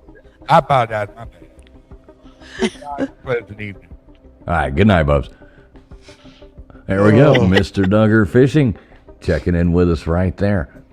So what else we got? Nathan, did you? I know you've been rather busy today. Did you have a chance at all to see any of the new UFO releases or any of that jazz? Oh, they're terrible. Yeah, I mean, yeah, we talked about that earlier. It was more disappointing than the first ones. Yeah, no kidding. I think somebody could do like little animals with their hands better than their spaceship pictures. I mean, okay, we do have Bruce Paranormal checking in with us. I think he's live on an investigation coming in here right now. Bruce, how you doing tonight there? Live. Hey, I'm doing okay. Hey, Bruce. Hey, yeah, I just got off the investigation. The weather here is really bad, so I drove home and seen you guys live, and I got Toombs your text. I'm like, hey, I'm going to join. Hey man, great to have you up. I've wanted to pick your brain a couple times. I know we've known each other on X for a long time as well. So what are you investigating? Tell us about what you got going on. We'd like to hear about it. Okay, so I own a house. I've owned this house for 20 years, and recently the renters have moved out. So I'm coming in there and kind of cleaning it. And the renter was telling me about how active this house is. So it's just kind of odd that, here I am, a paranormal investigator, and I've owned, this woman saying this house is active. So we've spent a few investigations there. Like, I think this is probably like the 5th or 6th, and the house is really active. Her stories, and the stories of people walking around, the doors opening and closing by themselves. I've experienced it and got it on camera. So right now we're doing more of a, that we know that the house is active, and we know kind of the activity that's occurring there. So we're kind of just trying to pinpoint more of a scientific approach on what it actually is. So I don't use much piece of equipment. So like, the REM pods, the EMF detectors. I use thermal imaging, the cameras and voice recorders, and some motion detection. But what I'm trying to pinpoint down now is weather conditions, atmospheric conditions. Does it cause activity to, heighten activity? Like, let's just say a full moon versus a non-full moon. And we're beginning to see at this one location that there is, a probability that it is atmospheric on the activity.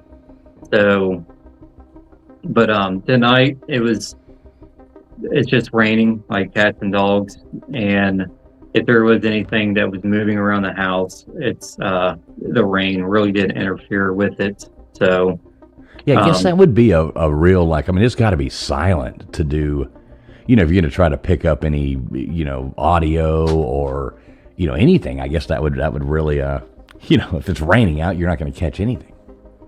yeah, that's true, because a lot at this location, a lot of it is stuff that is knocking on the walls. Like I don't know. I did have a direct response from me knocking on the wall to hearing a knock, but yeah, the rain, everything. The rain sounds like there's stuff like walking around the house, but it's just the gutters, the rain falling off the gutters and stuff. So, but yeah, the location it's really, I mean, it's really intense. It sounds like something is hitting or pounding on the side of the house, and the house is only 800 square feet, and the footsteps and the I think with the last investigation, I think the front door unlocked itself and opened up twice on me. That was right behind me. So it's a really cool location, and it is active. And I mean, the biggest bonus is that I own it, so it's at my leisure just to go enjoy and really dive deep in what is a haunting and what maybe causes a haunting. Now, is there any history behind this house that you know of, or you know what I mean? Like, is there something that happened here before? Like, what do you know about it? Yes. So I recently just got the information, the history pulled up. So on the lot, it's always been called Mill 1, 2, and 3, and I never knew what that was about. But on the deed, it literally is. It does say mills, lots. There was a mill that was on the back side of the lots, and there was a train track that went on the back side of the lot also on the property, and it was a limestone, like a limestone mill. And it was a pretty big operation. And the house itself, it's a real small house. Like I said, it's like 800, 900 square feet. I have I've got the record. It was built in 1941, but we have gotten pictures from the late 1800s that the house is there on the property with 5 other houses. But there was a fire that took place in the 1890s that burnt some of the houses down, which what we found was they were called, these little small houses were called servant quarters. And I don't know if it was truly servants or slaves.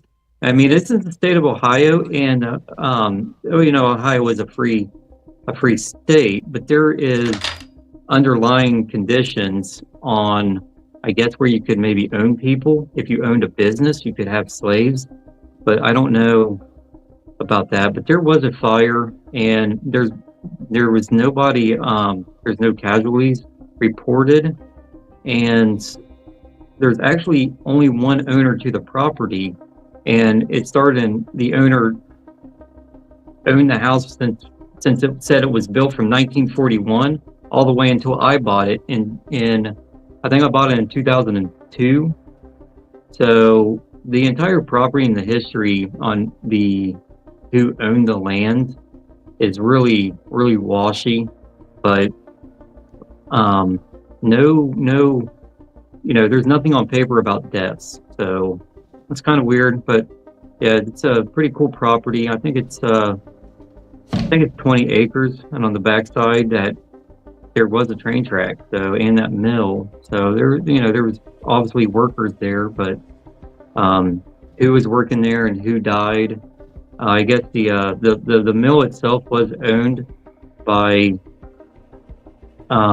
investors, I suppose, back then that used the limestone. So that's what it was.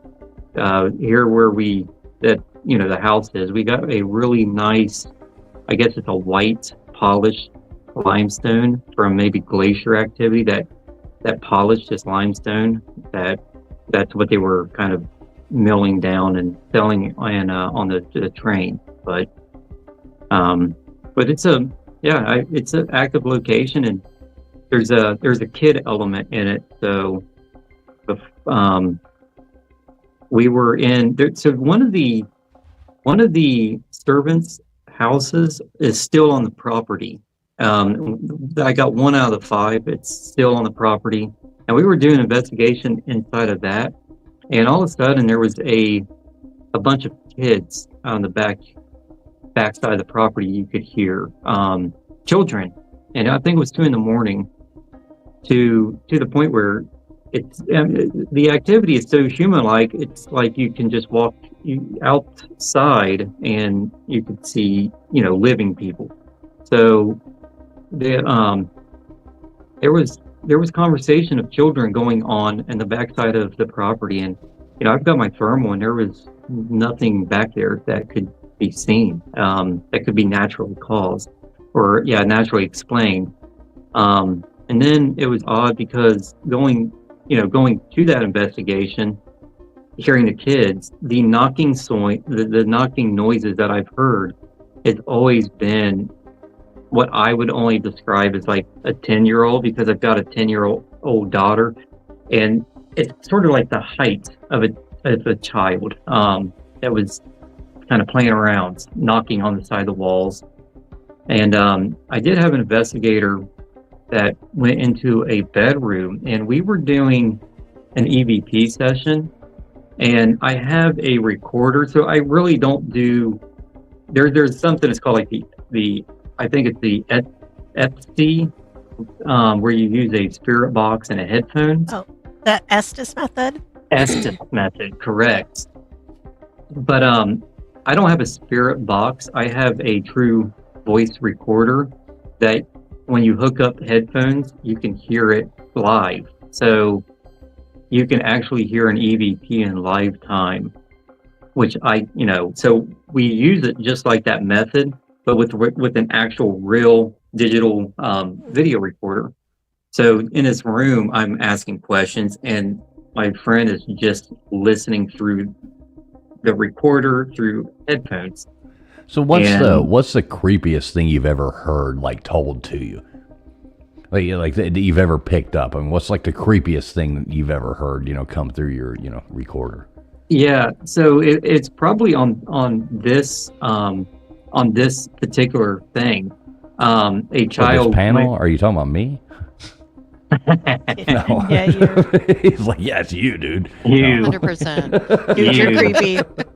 Yeah. It's like, yes, on this thing, man. The creepiest thing I've ever heard through these damn headphones is you. You. Yeah. I 100% agree.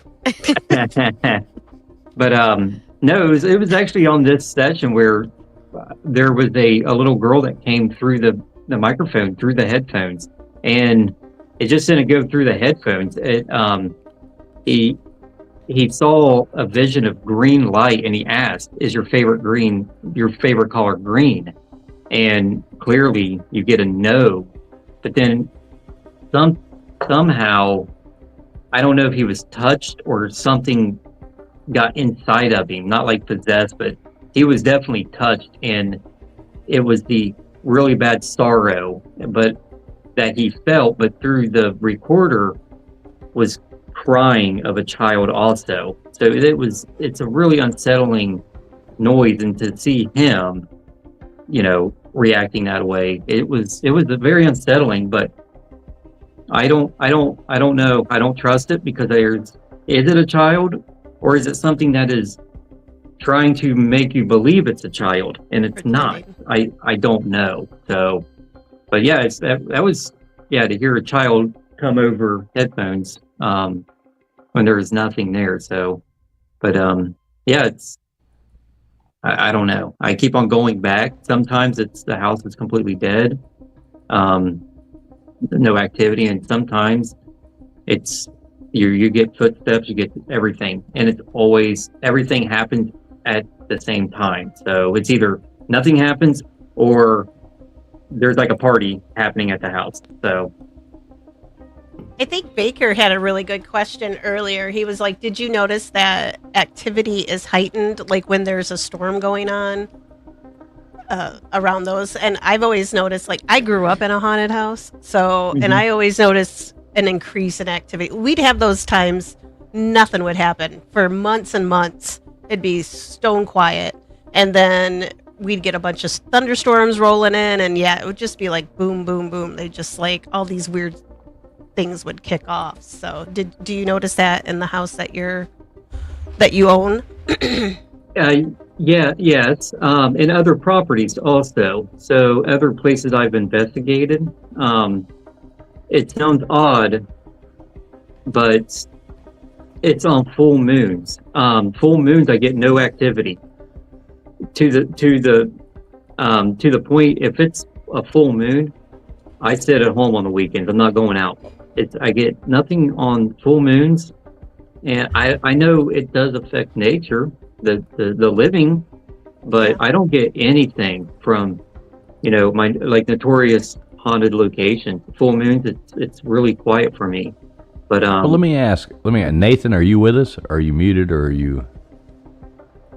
No, Nathan was there. He's kind of our token scientist, mad scientist, so to speak. But yeah, I guess he had to go run and do something. I'm here. No, there he is. So do you like, with the electronics part of it and stuff like that? Is there anything that a full moon that could have disturbance in any way that you would know of, or how much limestones are still on the property? That's a very good question. Because the limestone, I have heard that theory. It's kind of I don't know about a conductor, but it is built on a bed of limestone.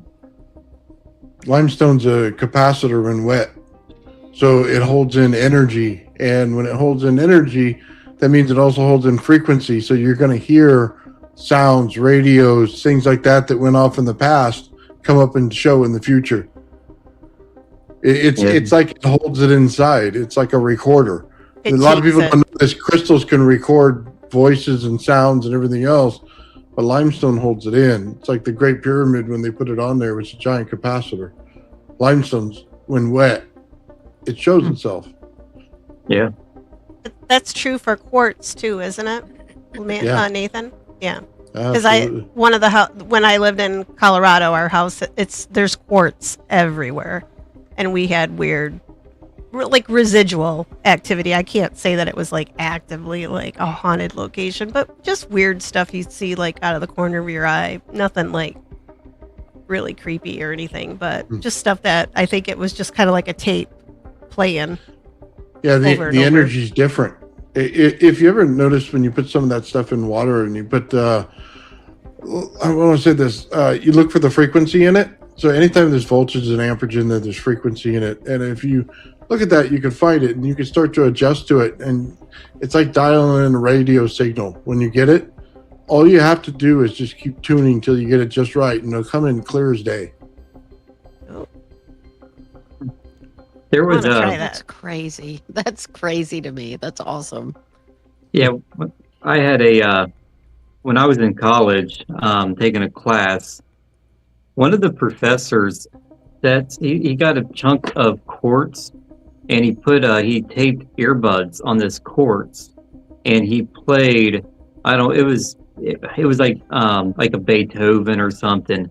And I don't know how long he played it. I would say weeks, if not, months. This song, the same song on headbuds on this quartz crystal.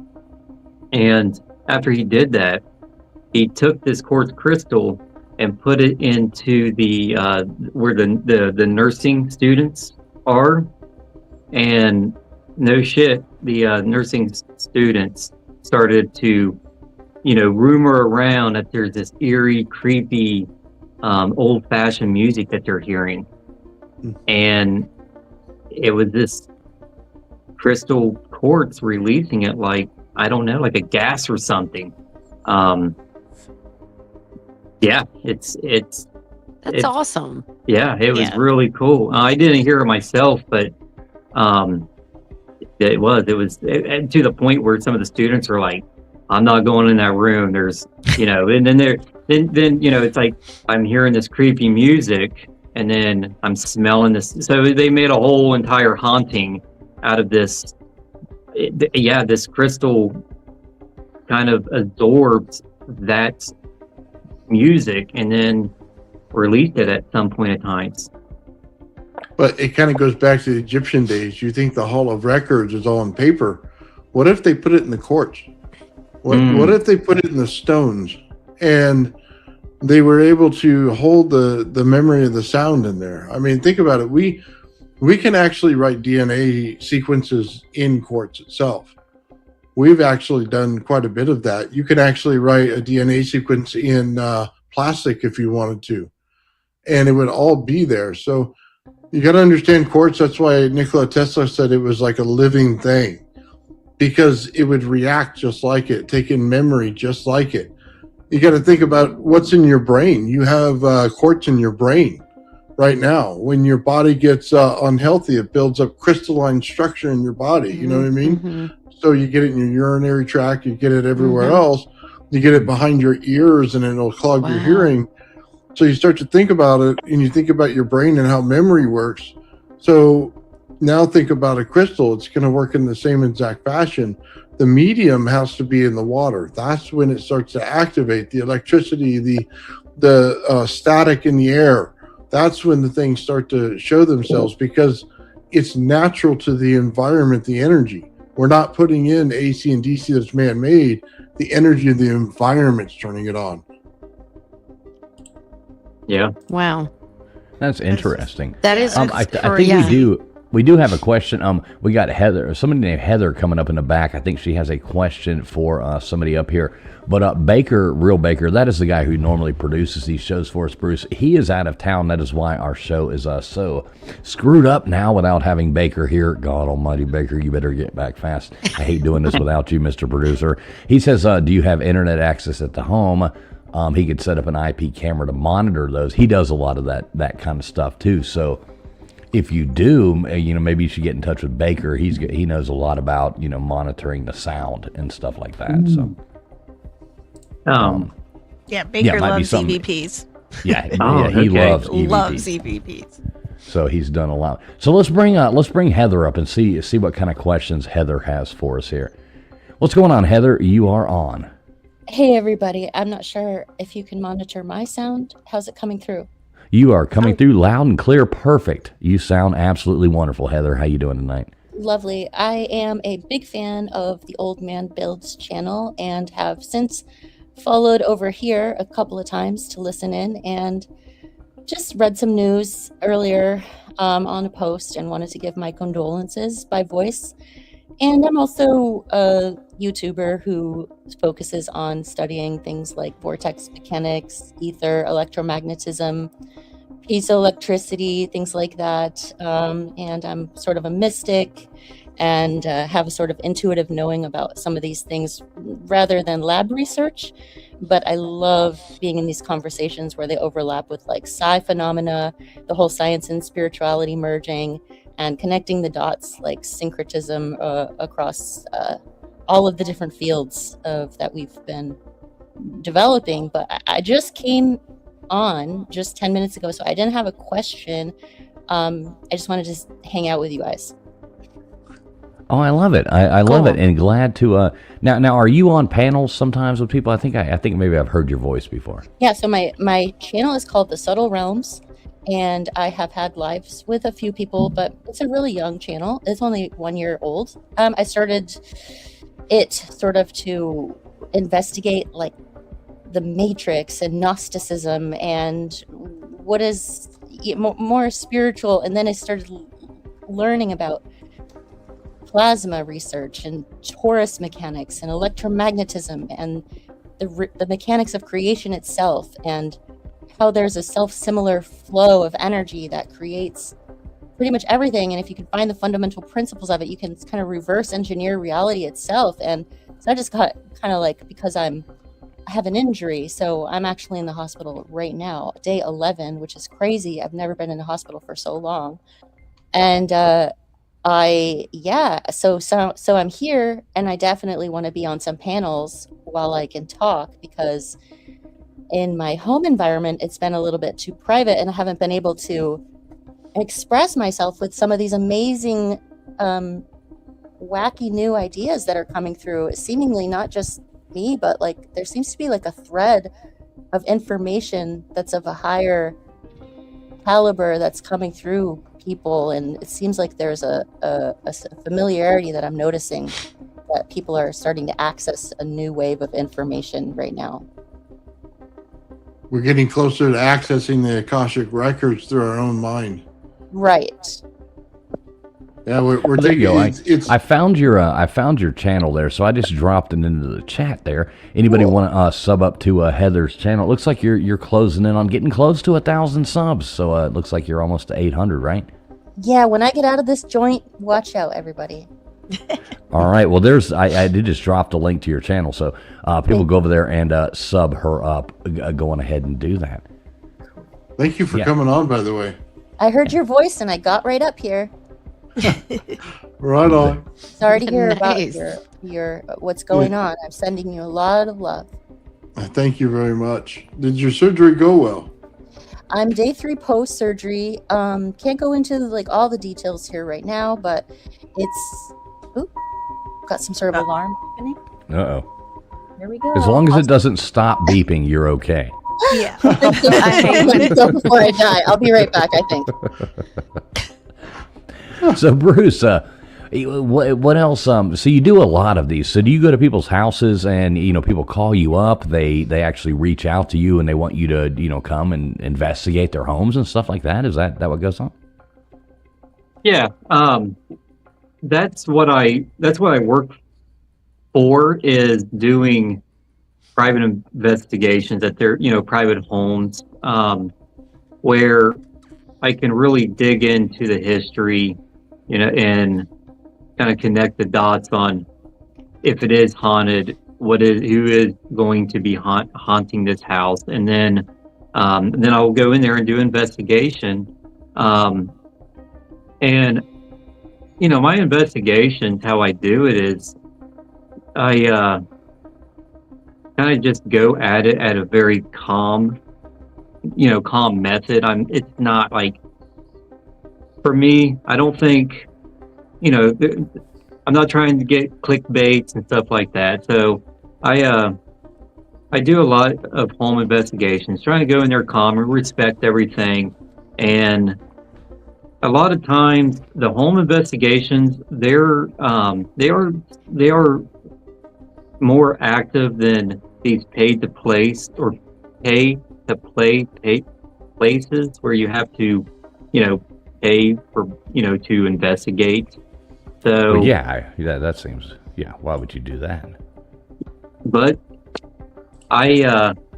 in recent times, I've investigated houses, and after I left, and there were some activities that I've caught, and then I always, whatever I catch, I give to the homeowner on a flash drive, and all the history. So I will print up the entire history report and everything I find. And the past few years, after I do that, that location will then start trying to charge people to investigate. So, I don't know. It's just the paranormal field has gotten real muddy on just everything that's trying to make, everyone is trying to make money on everything paranormal. And it really has muddied up on kind of the true investigations to the paranormal, I say. One thing we'll never get rid of is grifters.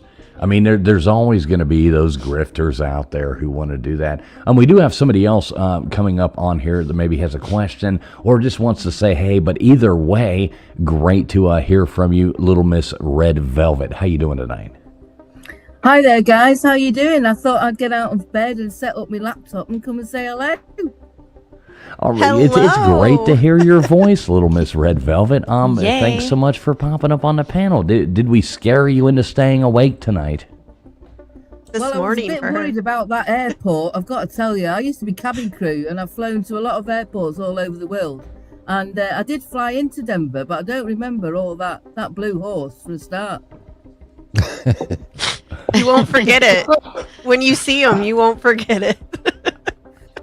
Can I just Oh, she say, still has old dreams man, about it.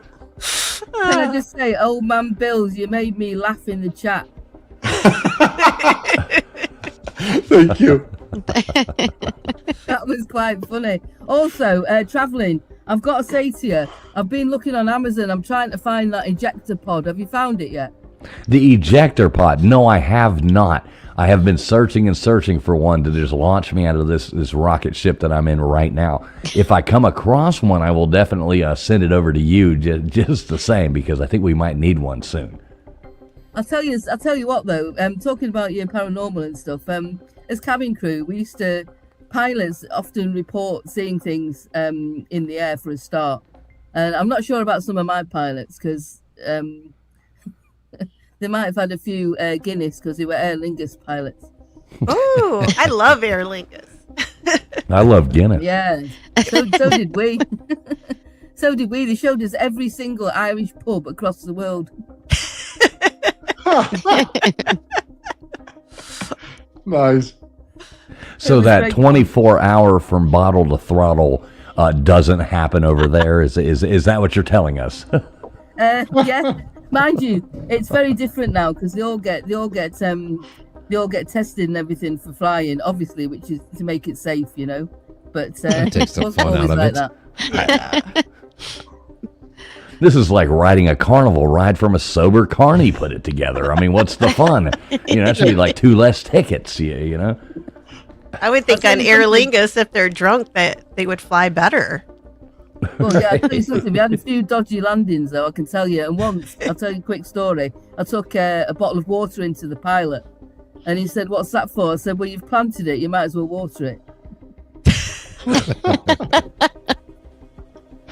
Nice. So, The good old days. British sense of humour, you know. That's good. But yeah, I love it. there's a lot of old like ghost stories around airplanes, right? Like they say that they've used reused parts off of planes that have crashed onto new 100%. planes, and people have seen like phantom pilots and stewardesses, or I'm sorry, airline attendants, like walking up and down the aisles of these new planes when there shouldn't be any ghost on board. Those were always some of my favorites. I think those were on like Unsolved Mysteries or something like that back in the day. Yeah, and also we had a flight path that goes around the Bermuda Triangle, by the way. Yeah, go around it. Yeah. No going through it. Yeah, I would. There's one, I live just off Lake Michigan, and we have what we call the Lake Michigan Triangle, where planes have disappeared. Yeah, a bit So- scary stuff. I've had a couple of emergency landings. Once was at Paris Charles de Gaulle, which was interesting with the nose wheel collapse. But again, you train for it, but doing it in real life is a different story, you know. I don't know if I'd be able to get back on. Nope. So sorry, don't mean to scare anybody that's frightened of flying. Sorry. I'd be like, I live in France now. That's it. I love flying. A lot of people, they're scared of it. I love to fly. People I used know, to what say do you to me, think, "Where Bruce? are we?" Bruce, do you like to fly, Bruce? I absolutely love flying. I used to fly for work, so I love flying. It's where I can read, so I read on planes, and I love it. I love people watching, so there's nothing better than people watching at an airport. So I love flying. Yeah, I'm kind of disappointing. Our people watching at airport, the level has just gone down after losing Spirit Airline, because those were some really fun. Because I've flown Spirit quite a few times. I mean, I'm not gonna lie, I've had to catch those last minute flights, places, and been like, oh my God, the only one that works is Spirit. And I'll tell you, one of the most fun, like, people watching experiences, if you ever, used to catch it like a Spirit airline from Atlanta to Miami or back, that was some fun Spirit airline people watching. It really was. There was always some shenanigans going on. It was fun. I tell you something though, when you have issues when you're 39,000 feet in the air, it's not great. We had a fight once with a big group in economy, and this is a true story. We were transporting 2 US Marines, and they were quite, big guys. So we can't get involved and walk in the flight deck for obvious reasons. So I went and asked them if they couldn't help. So they did. They came back down to economy, sorted it out with extra seat belts, and got them sat down and strapped in, these people that were fighting. Within about I like the way minutes. she casually says with extra seat belts. She's like, yeah, they solved the problem with extra seat belts. So basically, y'all tied the people down. Exactly. They tied them right down, and they were all sitting there in their seats looking absolutely terrified. It just made me laugh. And then when we landed at the airport in the US, obviously you guys are armed and everything, so you got on board with it. So these people that were fighting were absolutely terrified because they'd been strapped into their seats with extra seat belts. Then they got the armed police that got on board and transported them off. So they were absolutely terrified. So serves them right for fighting. That's funny. Hoorah. Right, exactly. Yeah, hoorah. Exactly. Save my bacon, I tell you. Freaking Marines, I tell you. They know how to have fun. Yeah, don't you yeah. I've got a lot of good friends that are Marines. And they are fun people. They are fun people to hang out with. They're, might be a little rowdy. A little rowdy, but I've never been scared of rowdy in my life. So, as long as they don't settle down, then I can't have to sing those country songs like KJ does. Yep, that's right. What is the song? All my rowdy friends have settled down. Is that the one you're talking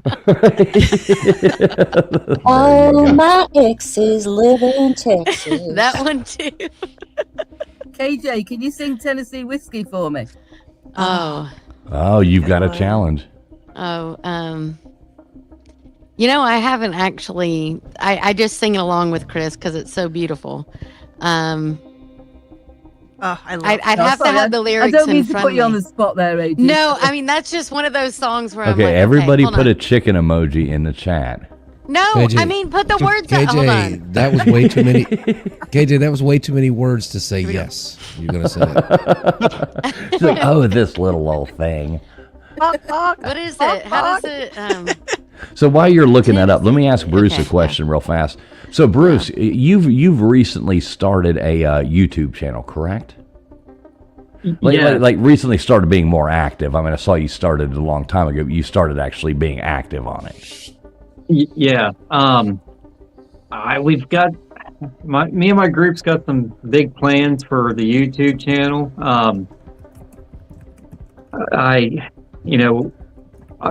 I've been investigating for long enough, and I really haven't did anything on social media. And I think it's we kind of all decided it's about time that we tried to kind of compile some stuff on YouTube and do some lives. So yeah, I just now maybe a week ago kind of posted a couple shorts and a video. So. But it's going to be a slow burn, that's for sure, on the YouTube. But it's under Bruce Conspiracy or Bruce Paranormal and Coffee. Right, So, I think I got it right here because I subbed to you the other day. All right, I'm dropping that in the chat right there. It says sub to Bruce's new channel. Right there. That should be the right one. Let me click on it and make sure. It says Bruce's Paranormal and Coffee, correct? Okay. Mm-hmm. Right. That's you, right? Bruce's Paranormal. Yep. I just want to make sure we're not telling people to go anywhere else. So, if you want to check out like Bruce's stuff, he's starting out. He's about to post. I guess you're going to be posting a lot of your investigations and stuff like that on there. Yes. I do ghost investigations a lot. but I also do UFOs and cryptids and anything that is kind of, paranormal. So, we've got some big plans coming up. I guess I can say for sure, once this warm weather gets here, I live in Ohio, and we've got, I guess it might be the official cryptid is the Loveland Frogman. I think it's almost official now, but we've got, firsthand accounts of this Loveland Frogman, and we are going to... What is Frogman? Oh, you haven't heard of Frogman? No, what the heck is Frogman? Only in Ohio. Yeah. So the Loveland Frogman, I guess I'll tell it to you for free because it's actually in my book, the story. So I won't make you buy the book. I'll just tell you some of the story to it. The Loveland Frogman was seen by a handful of police officers, and they put it in its report. The police officer put that they saw a 4-foot frog-like man on the side of the road near Miami, the Miami River here in Ohio. And that was in the, kind of the 60s, the 1960s. And there was another report in the 70s and 80s and all the way up to, today that there is not one, but a few of these kind of 4-foot frog-like beings that's on the Miami River. So, the stories have gotten to, how outrageous of seeing a 4-foot frogman is. So right, he's cute. That's a I family. just looked him up. They're the Smiths. Yeah, they're the Smiths from Ohio.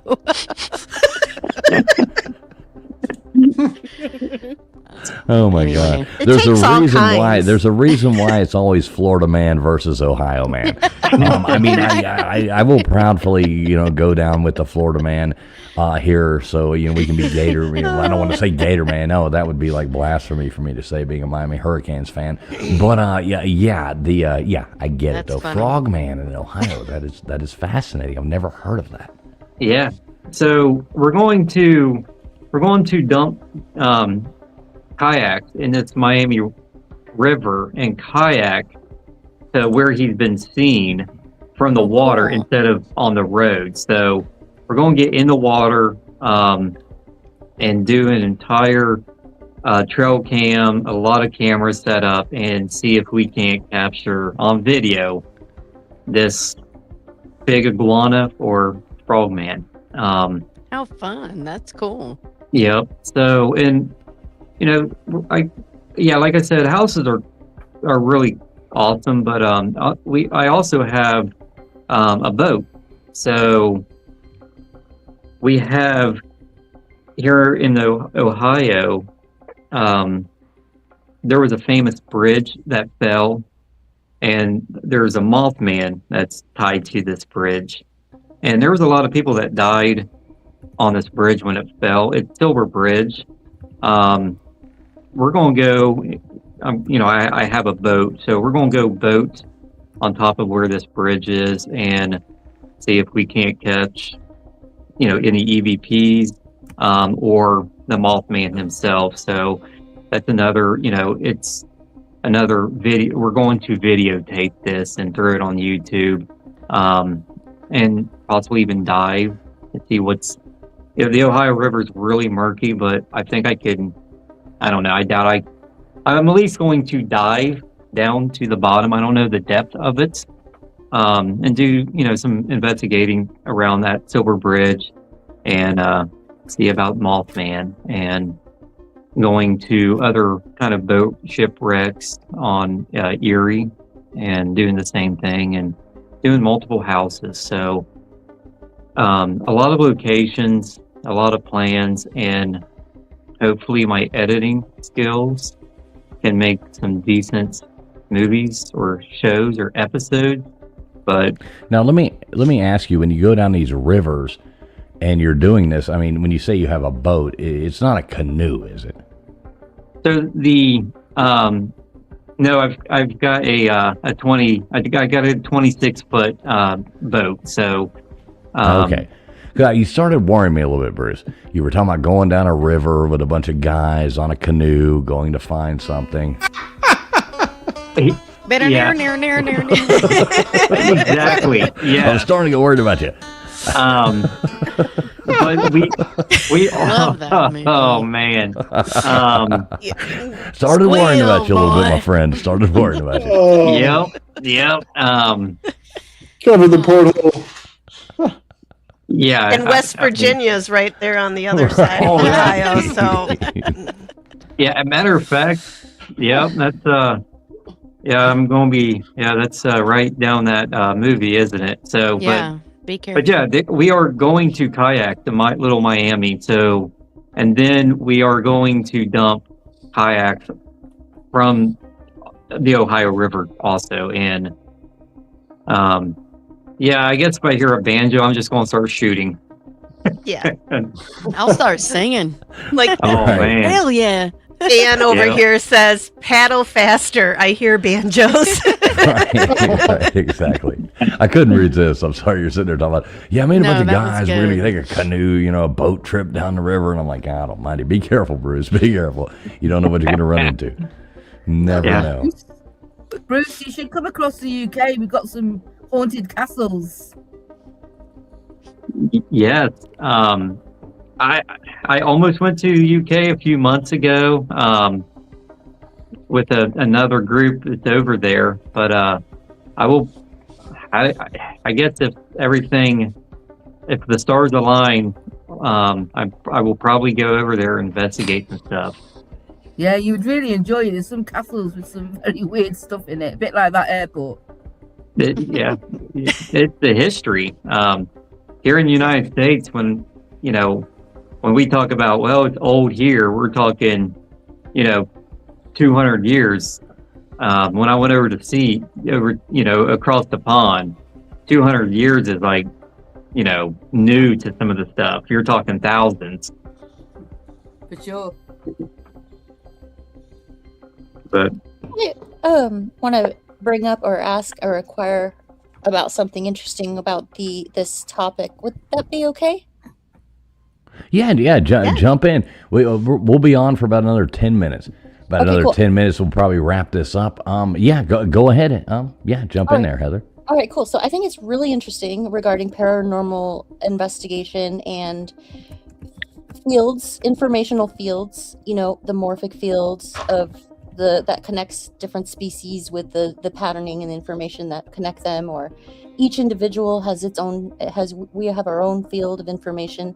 It could be separate from our physicality. It could be like we're drawing from like our thoughts and our energy, and the electromagnetism and the patterning and everything is not, it's not stored within the physical body. It's like you can sense and pick up when you go into a room.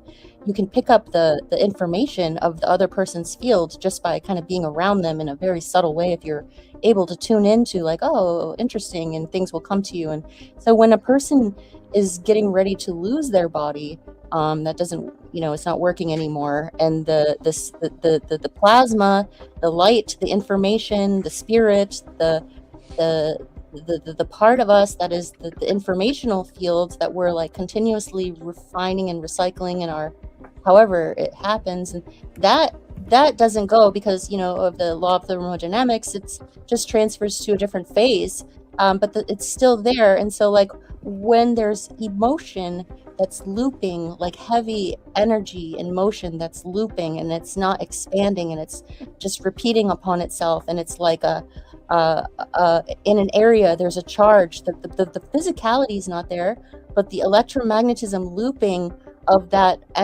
emotion trying to complete its cycle is still there, sort of in that area, and it could be there for hundreds of years. And it's like, could be like the heart, the electromagnetic field of the heart. Those emotions are real, and they're actually measurable. And so like sometimes if a person is in a house and they pass away and they've had, it's a very they have a lot of repressed stuff, and they're not free feeling with it, and that looping of that energy, of that emotion trying to complete itself, is that electromagnetism that is able to be picked up by like the equipment that uses the detection for electromagnetism. They can pick up the looping of, you know what I mean? Sort of like it's recording like what's going on. Yeah, like the like I would say some fields of information that are released from the physical interface that they've been attached to, for the interfaces extended however long the coding of that thing, like an apple, a person, a tree, it has a plan, and it's going to grow until it's done, and that information is in the coding of the DNA or whatever. But there's like an animating spirit too that's also in there to help along with that. And so when the coding is done, the animating spirit leaves. So if the animating spirit is too like probably attached emotionally to the physical experience, it doesn't expand and leave that looping pattern, and it stays repeating over and over. That's why you hear in a house the same knocking on a door, or the same sound over and over, the same moaning, or the same something. It's just this repeating of this. It's like a ghost in a loop. Yeah, a ghost stuck in the loop. Exactly. Like we always like a residual. Exactly. Yeah. Like they always call like a residual haunting. The Like energy it's just imprinted on the room. Exactly. over and over. Yeah. Yeah. I thought that was interesting to think about. So It makes a lot more sense in haunting houses, yeah, because the energy stays with the building itself. Right. And especially with like crystal and water holding memory, it stays. It stays where it is. It stays in that area. Yeah, See, I think I like the scientific aspect to looking at things. Like Bruce, let me ask you this: when you go to things, are you looking? Like, what is your first thing you're going to look for? Are you looking for, I don't want to use the word debunking, but are you looking for what it isn't before you're looking for what it is, or vice versa? Yes. Like in a house, the first thing I do is debunk, and I will use a EMF detector to debunk. I don't necessarily use an EMF detector to find ghosts, but I do to see about like faulty wiring. Faulty wiring can cause all kinds of, kind of emotion feelings. And then, if I do hear a noise, if a door opens, I want to open and close that door. So yeah, I tend to go into a place very skeptical and try to debunk everything. And I think the easiest thing to debunk is kind of what she's talking about, is that residual haunting. So that residual haunting is, you're sitting there and you hear that kind of that phantom footsteps. A lot of times the residual hauntings are easily debunked with something natural. That's like bad plumbing, birds, raccoons.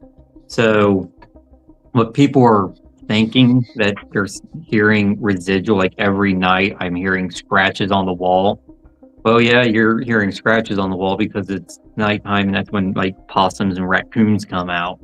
So, but there is a definitely that element of that residual haunting that's kind of imprints on something on the property, and it is played, just like she said, is in a loop, and that is more of a it's just, to me, it's more of a difficult. It is the difficult thing to pinpoint is a residual, because it doesn't happen all the time.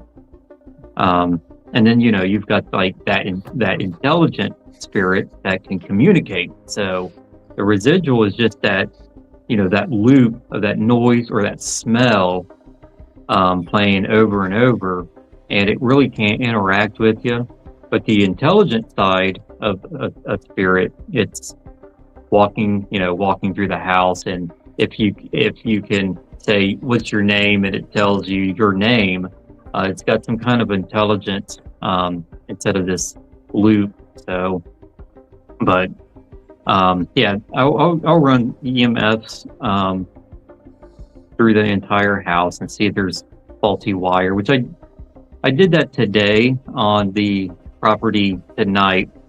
I have a motion detector that I absolutely love. It's called the Flux 2, and it's got 2 motion detectors on it.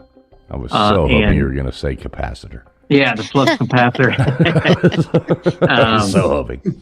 Yeah, it's the Flux machine. 2, and it's this triangle box, and it's got 2 sensors on it. It's just motion, and I like it because something physically is going to have to walk by it to set this up.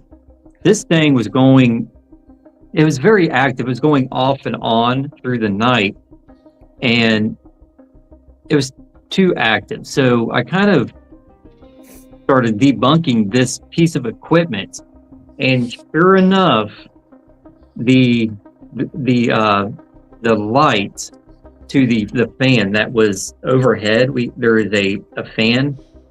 Just the light being on set that sensor off, the motion sensor. So it was some kind of the light bulb, the electric, kind of this free energy that was manipulating a motion sensor. So every time I turned the light on, that motion detector was going off kind of sporadic, and shut it off, nothing happens. So I do a lot of debunking so you can debunk the house, and plus you got to debunk your equipment also, because your equipment can be interfering with the house electricity, and it's kind of this, the EMFs, the bleed off of the house. So I got, to the point of this free energy, I was more thinking of, you can, I think they call it like the Faraday curtains. Faraday cage? Is that the cage? Yeah. For curtains. What it does, it blocks EMFs. Faraday cage. And I'm wondering, in these residual hauntings, can you block it off? Can you, could you use this cage in paranormal investigations and trying to either capture that energy or contain that energy? So it contains radio waves.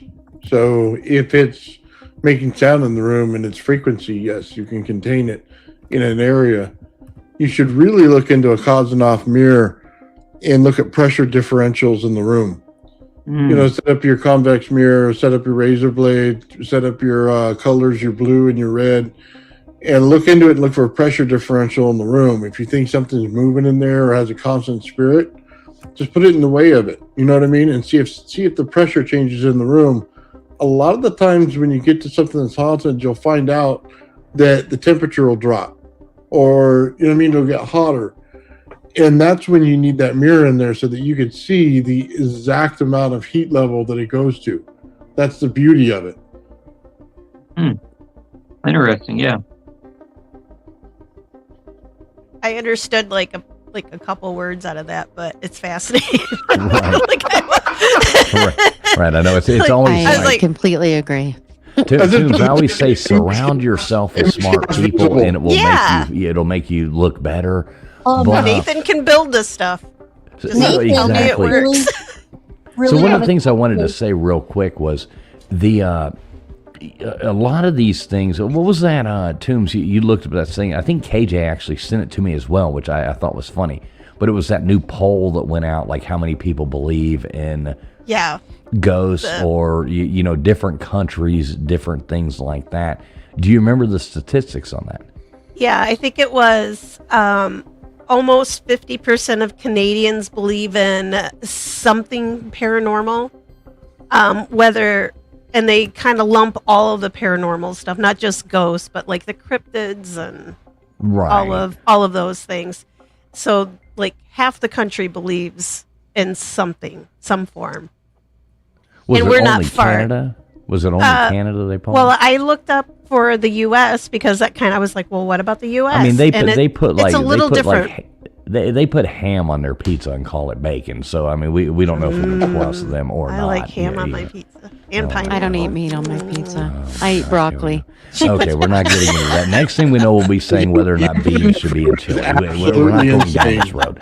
Always goes back to the chili. But there's a million things that like to me, I believe in that there probably is. I mean, ghosts, or there probably is that those things out there that are out there. But I think a lot of times there is a scientific, or not necessarily even really scientific, logic for solving some of this stuff. I do believe that they are there, but I do not believe that every case is this. So I like what you're saying there, Bruce, like going in there, looking and trying to figure out what is, what isn't, before you even go in and look to see what is, what really is, what it really be. Yeah, it's like, I mean, we all got YouTube, and some of the angles where people investigate at, they go in the house already in their mind, this place is haunted. Right. Yeah.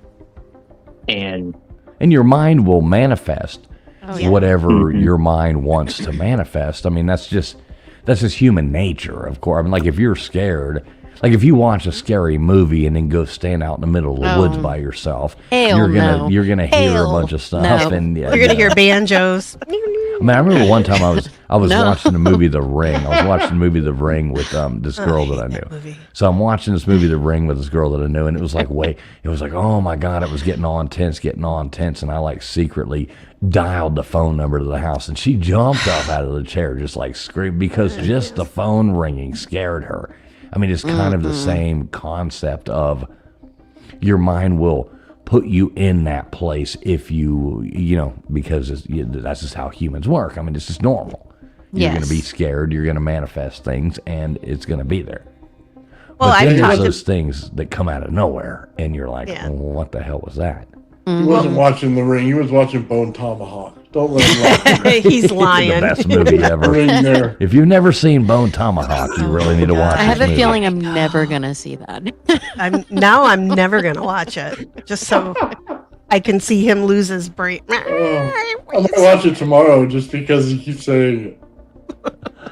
Oh my God. Well, look, guys, we're about to wrap this thing up. I see we still do have a Little Miss Red Velvet here. Little Miss Red Velvet, you still here with us? Yeah, I'm still here. I'm listening intently. You are listening intently. Okay, so we're going to wrap this thing up here in a second. We're going to go out. I mean, so it takes us a minute to go out. So what do you got to shout out for us here? What do you got for the peeps? Could you be specific? I know. Don't you love being put on the spot? Exactly. No. Any like last words you want to say? I'm kind of going to go person to person, let everybody do things, make KJ sing a song here in a minute, and we're going to go out in style. Oh, okay. What have I got? I'll sing a bit with you, KJ. Well, let's go ahead and do it, because I know TF will cut me off anyway if I wait to the very last. So, all right, what do you got for us, KD? You actually got something for us? Smooth as Tennessee whiskey. You're as sweet as strawberry wine.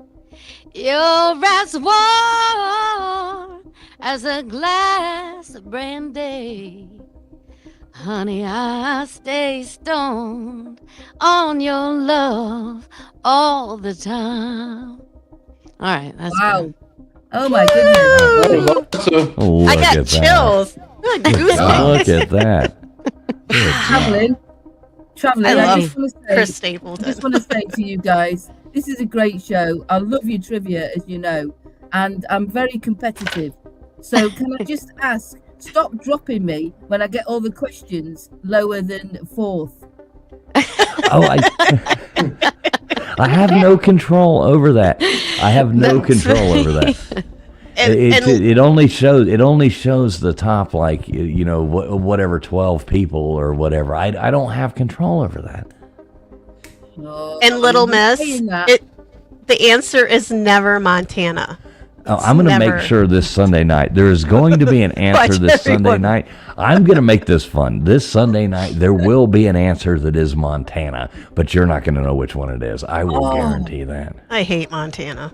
Oh, yeah. And also traveling. Thanks for putting me on the spot with the flags, by the way. That was a good one. That was one of the best ones. Hey, you did really good on it, I thought, though. Hey, I thought you did good, really. Hey, I was concentrating so much, and do you know what time it was? It was probably like 7 a.m. where you're at? 5 in the morning? Like 5? Yeah, a bit 4 o'clock in the morning, excuse me, try to get all them flags. I know, and that's what makes it fun, though. Yeah, you know, we used to do it so simple, but then everybody would cheat, so I figured out ways of making it hard. And it's more fun. People have fun, you know, really competing, and it's a good time Sunday nights, Monday morning to you, but yeah. No, it's it great makes fun, it and I hard. just wanted to say thank you, joking aside. And it's really great to meet you guys. That's why I wanted to get up and pop in. It's so cool to have you on. Yeah, you're good to hear welcome. your voice. Call in anytime. Anytime we're for live, sure. you're always more than welcome to call in, give us your thoughts. You know, we always love having you here. And Little Miss, I'm going to come over. I'm coming to the UK probably next spring. We're going to go do some ghost stuff, all right? I'm going to go find a castle. I've just bought an ejector seat. Yeah, let's go. All right. Ejectors. Send me that link. I want the link to that ejector seat as well. I almost said injecting seat, and I was like, oh my God, I don't want one of those. But I want the ejector seat. Yes, exactly. Yeah, Fool's got something else on his mind. Right. Almost misspoke. Where you ready to go, Almost buddy? misspoke. I'd have never lived that down. People have been clipping it on the internet for the end of eternity. So, yeah. All right. So Bruce, I dropped your panel there, or your channel. I'll do it again right now. So, Bruce, we got to get you back up here one night. I'd like to pick your brain. I'd like you to come back up one night when Baker's here so y'all could talk more about, EVPs and, stuff like that. Yeah. But what do you want to shout out to the people there, Bruce? Yeah, just follow me on I made my home on X.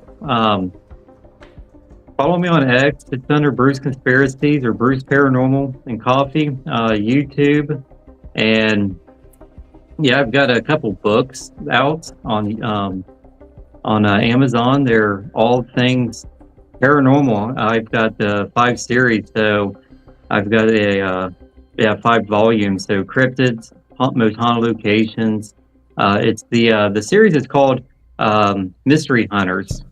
So check those out on Amazon. It's Didn't you recently do a children's book as well?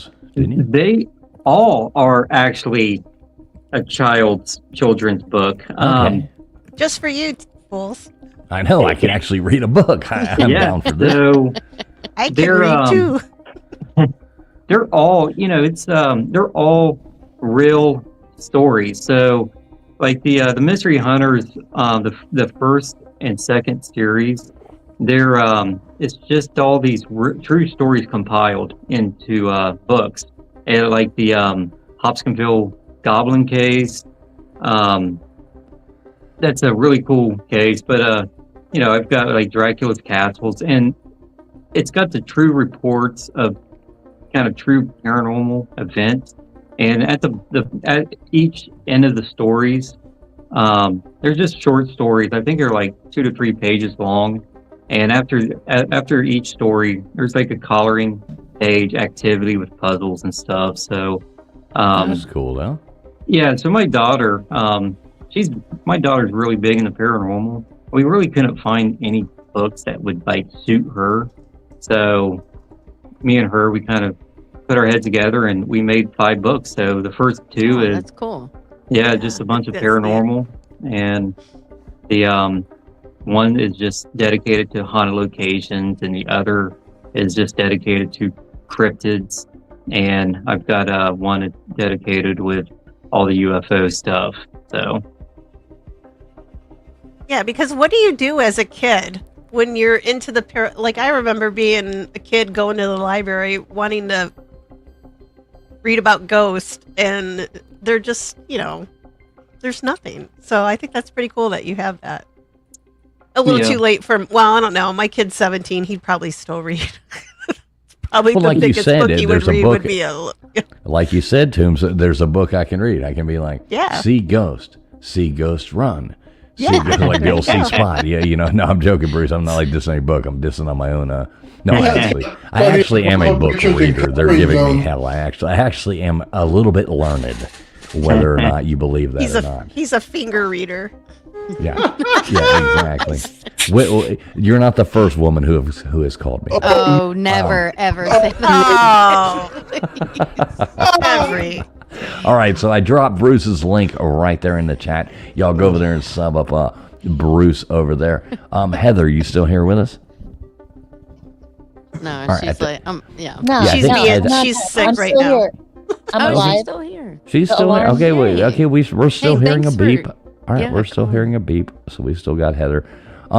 There's Heather's link. Heather, you got any last words for us? Yeah, it's just been so great being welcomed up here to hang out with y'all. It's really a nice channel. This is my third time tuning in, and so I was really happy to see the opportunity to come up, especially tonight, to send my in-voice personal condolences and share love. And so my advice for the people is that, I'm in a hospital environmental setting, lots of different electricity, lots of frequency, lots of noise, lots of static, very challenging to maintain your individual sort of like clear signal coherence, all that kind of stuff, but not impossible. And I just want, like, it seems to be representative of the entire world. It's just a smaller example when we go out of our comfort zones where we have set our own vibe, I guess, for lack of a better word, and then go out and then it starts getting distorted and with all the noise and chaos out there in the world. So we just learn how to keep ourselves centered and balanced from the center point. And it's cool when learning about the physics, especially like plasma research and torus mechanics and things like that, where you can see that there's like a central inertial dielectric point that you can kind of like place onto anything, like a fruit, a tree, a person. It's their motive, that central furnace. Basically what I'm saying is, like, keep centered in your 0 point, whatever, if you don't even know what that is, and just keep learning about discernment, about what energy is coming into your field, and if it feels good or if it learn how to discern, learn how to Stay true to your magnetic north. stay true to your essential electromagnetic signature. Exactly, that is like your animating spirit here. And I think the authenticity of that is like building upon that is a super powerful thing that can build even your field even stronger if you focus on honoring that part of yourself rather than all the conditioning and programming and all the different layers and confusion and noise and distortion that we're all swimming in, like this fog. We're all like hypnotized in this fog, and we're slowly like crawling out of the sand and seeing the light and understanding what we can do for ourselves and how to think about things in a different sort of way, so it's not so spooky. Like, magic is not supernatural. Supernatural is just very, very natural. I feel like if we go back to like the very basics, all this supernatural size stuff is just what naturally happens when you have that clear signal or that clarity without all the noise. So it's just cool to see that, like, basically I talk forever. I'll wrap it up. Thank you for having me on, and thanks for shouting on my channel. Hey, you're very welcome. You're always welcome over here. Yeah, you need to come over and play trivia with us Sunday night. You sound like an intellectual. Okay. Yeah, Sunday nights we got a hell of a trivia challenge over here. Anybody Cool. will I will vouch for come that. by. Oh yeah, every Sunday night, 10 o'clock. All right, so let's wrap this up real fast. KJ, you got anything coming up for us this week? You got any bangers coming out? You got anything coming up for us? You know, I've been slow moving. I've had so many other things going on that's a no. right now. So yeah, but I will after the second week of June. You'll be seeing me put out stuff again. I'm other things going on, so I'm not quite right now. All right, so that was the yeah. That's Yeah. a no. LW, do you want to go on ahead and say yes or no? No. But I would like to LW's thank Red Velvet and Heather. Hope you get well soon. Old Man Bill, it's good to hear from you. We were all thinking about you today. Mm-hmm. And Tombstone, thanks for the great job getting the stuff ready for the show. Appreciate it. Yeah, for sure. Oh, KJ, great song. Hey, and red velvet instead of black velvet, but whatever. Thank you for talking about Tennessee. I feel so much bonding going on right here, right now. I know. This is like Hey, I'm actually getting a little bit sweaty. You know? I know. I feel like I'm about to like bust out a hacky sack. You know. This is, I feel like dude, that would be like, awesome, man. All right, and Nathan. Bruce, hey, it was super Hacky cool. sack. Nathan, Old Man Bill's brother. I know Yes, you're going we through a love lot, ya. man. Much love for you, man. Mhm. You know that. We started the show out, asking people to pray for you. You got anything you want to say to anybody out there? Anything you got coming up this week, or anything at all you got, brother? I say thank you to Heather for calling in. I've been trying to talk to her for weeks, to get on the show to talk about this kind of stuff. So I appreciate that she called in on this show, especially today. You know what I mean? It's one of those days that you just kind of need cheering up. And I wasn't going to come on, and I just started laughing in the chat and said, man, this is where I belong. So I just had to come on and get a few more laughs in. So, yeah, I don't know that I'll be doing anything this week, guys. It's just a bad week. I might tinker a little bit, shock myself once or twice, and get a little happy. But that's about it. Like this right here. Yeah. Good time. I got a big old dog collar and I like to get shocked. So, alright, we have these little grapes here. No, this is not the size of my balls. Okay?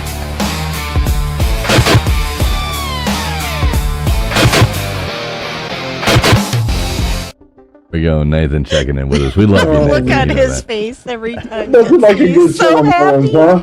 That's awesome. Love you, Nathan. You know that. I'm glad you came up tonight, man. Yeah, I for hope sure. we helped you have some laughs in a time when you needed them. It's great. Thank you. Yeah, man. We love you, brother. Tombstones. All right, tell us what you got coming up this week. I know you got a load of stuff for us. I got a load of something. Monday, I have a special Memorial Day stream that I'm going to do. It's about a World War I soldier, and I'm going to be at his gravesite. Going to do a little cleaning, and then we're going to walk around the cemetery and just check out some other headstones and tell some other stories, but his is the major focus. So we're going to do a little World War I history. Hopefully I can do it without messing up too much.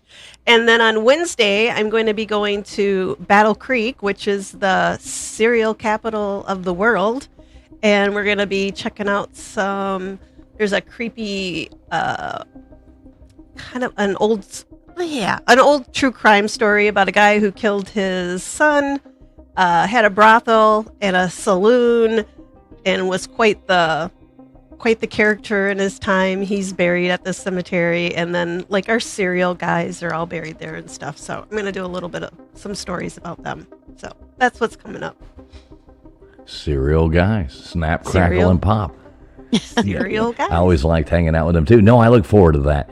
That is, that's super cool. So everybody make sure, I know Nightbot has been dropping Tombstone's link. I know it's been dropping Nathan's link, LW's, KJ's. We've dropped Bruce's link in there. We've dropped, Heather's link in there as well. Everybody sub up, everybody out there. We like to help everybody grow, help everybody do everything.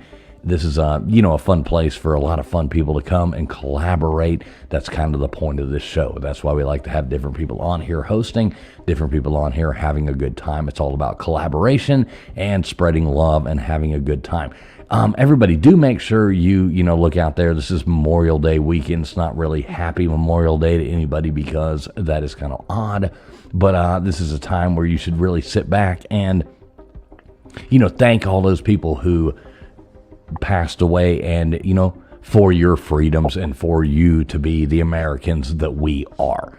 That is, thank all those people who have passed away, throughout the years, all the way through to make America what it is, and even other countries as well. I know we have people in Great Britain and stuff like that. You guys fought for the same things that we did, so this is a day we celebrate that. So we do, hope everybody has a safe and, Memorial Day weekend. Go out there and put a flag on the ground. Go out there and, do something good. Tell, a veteran thank you.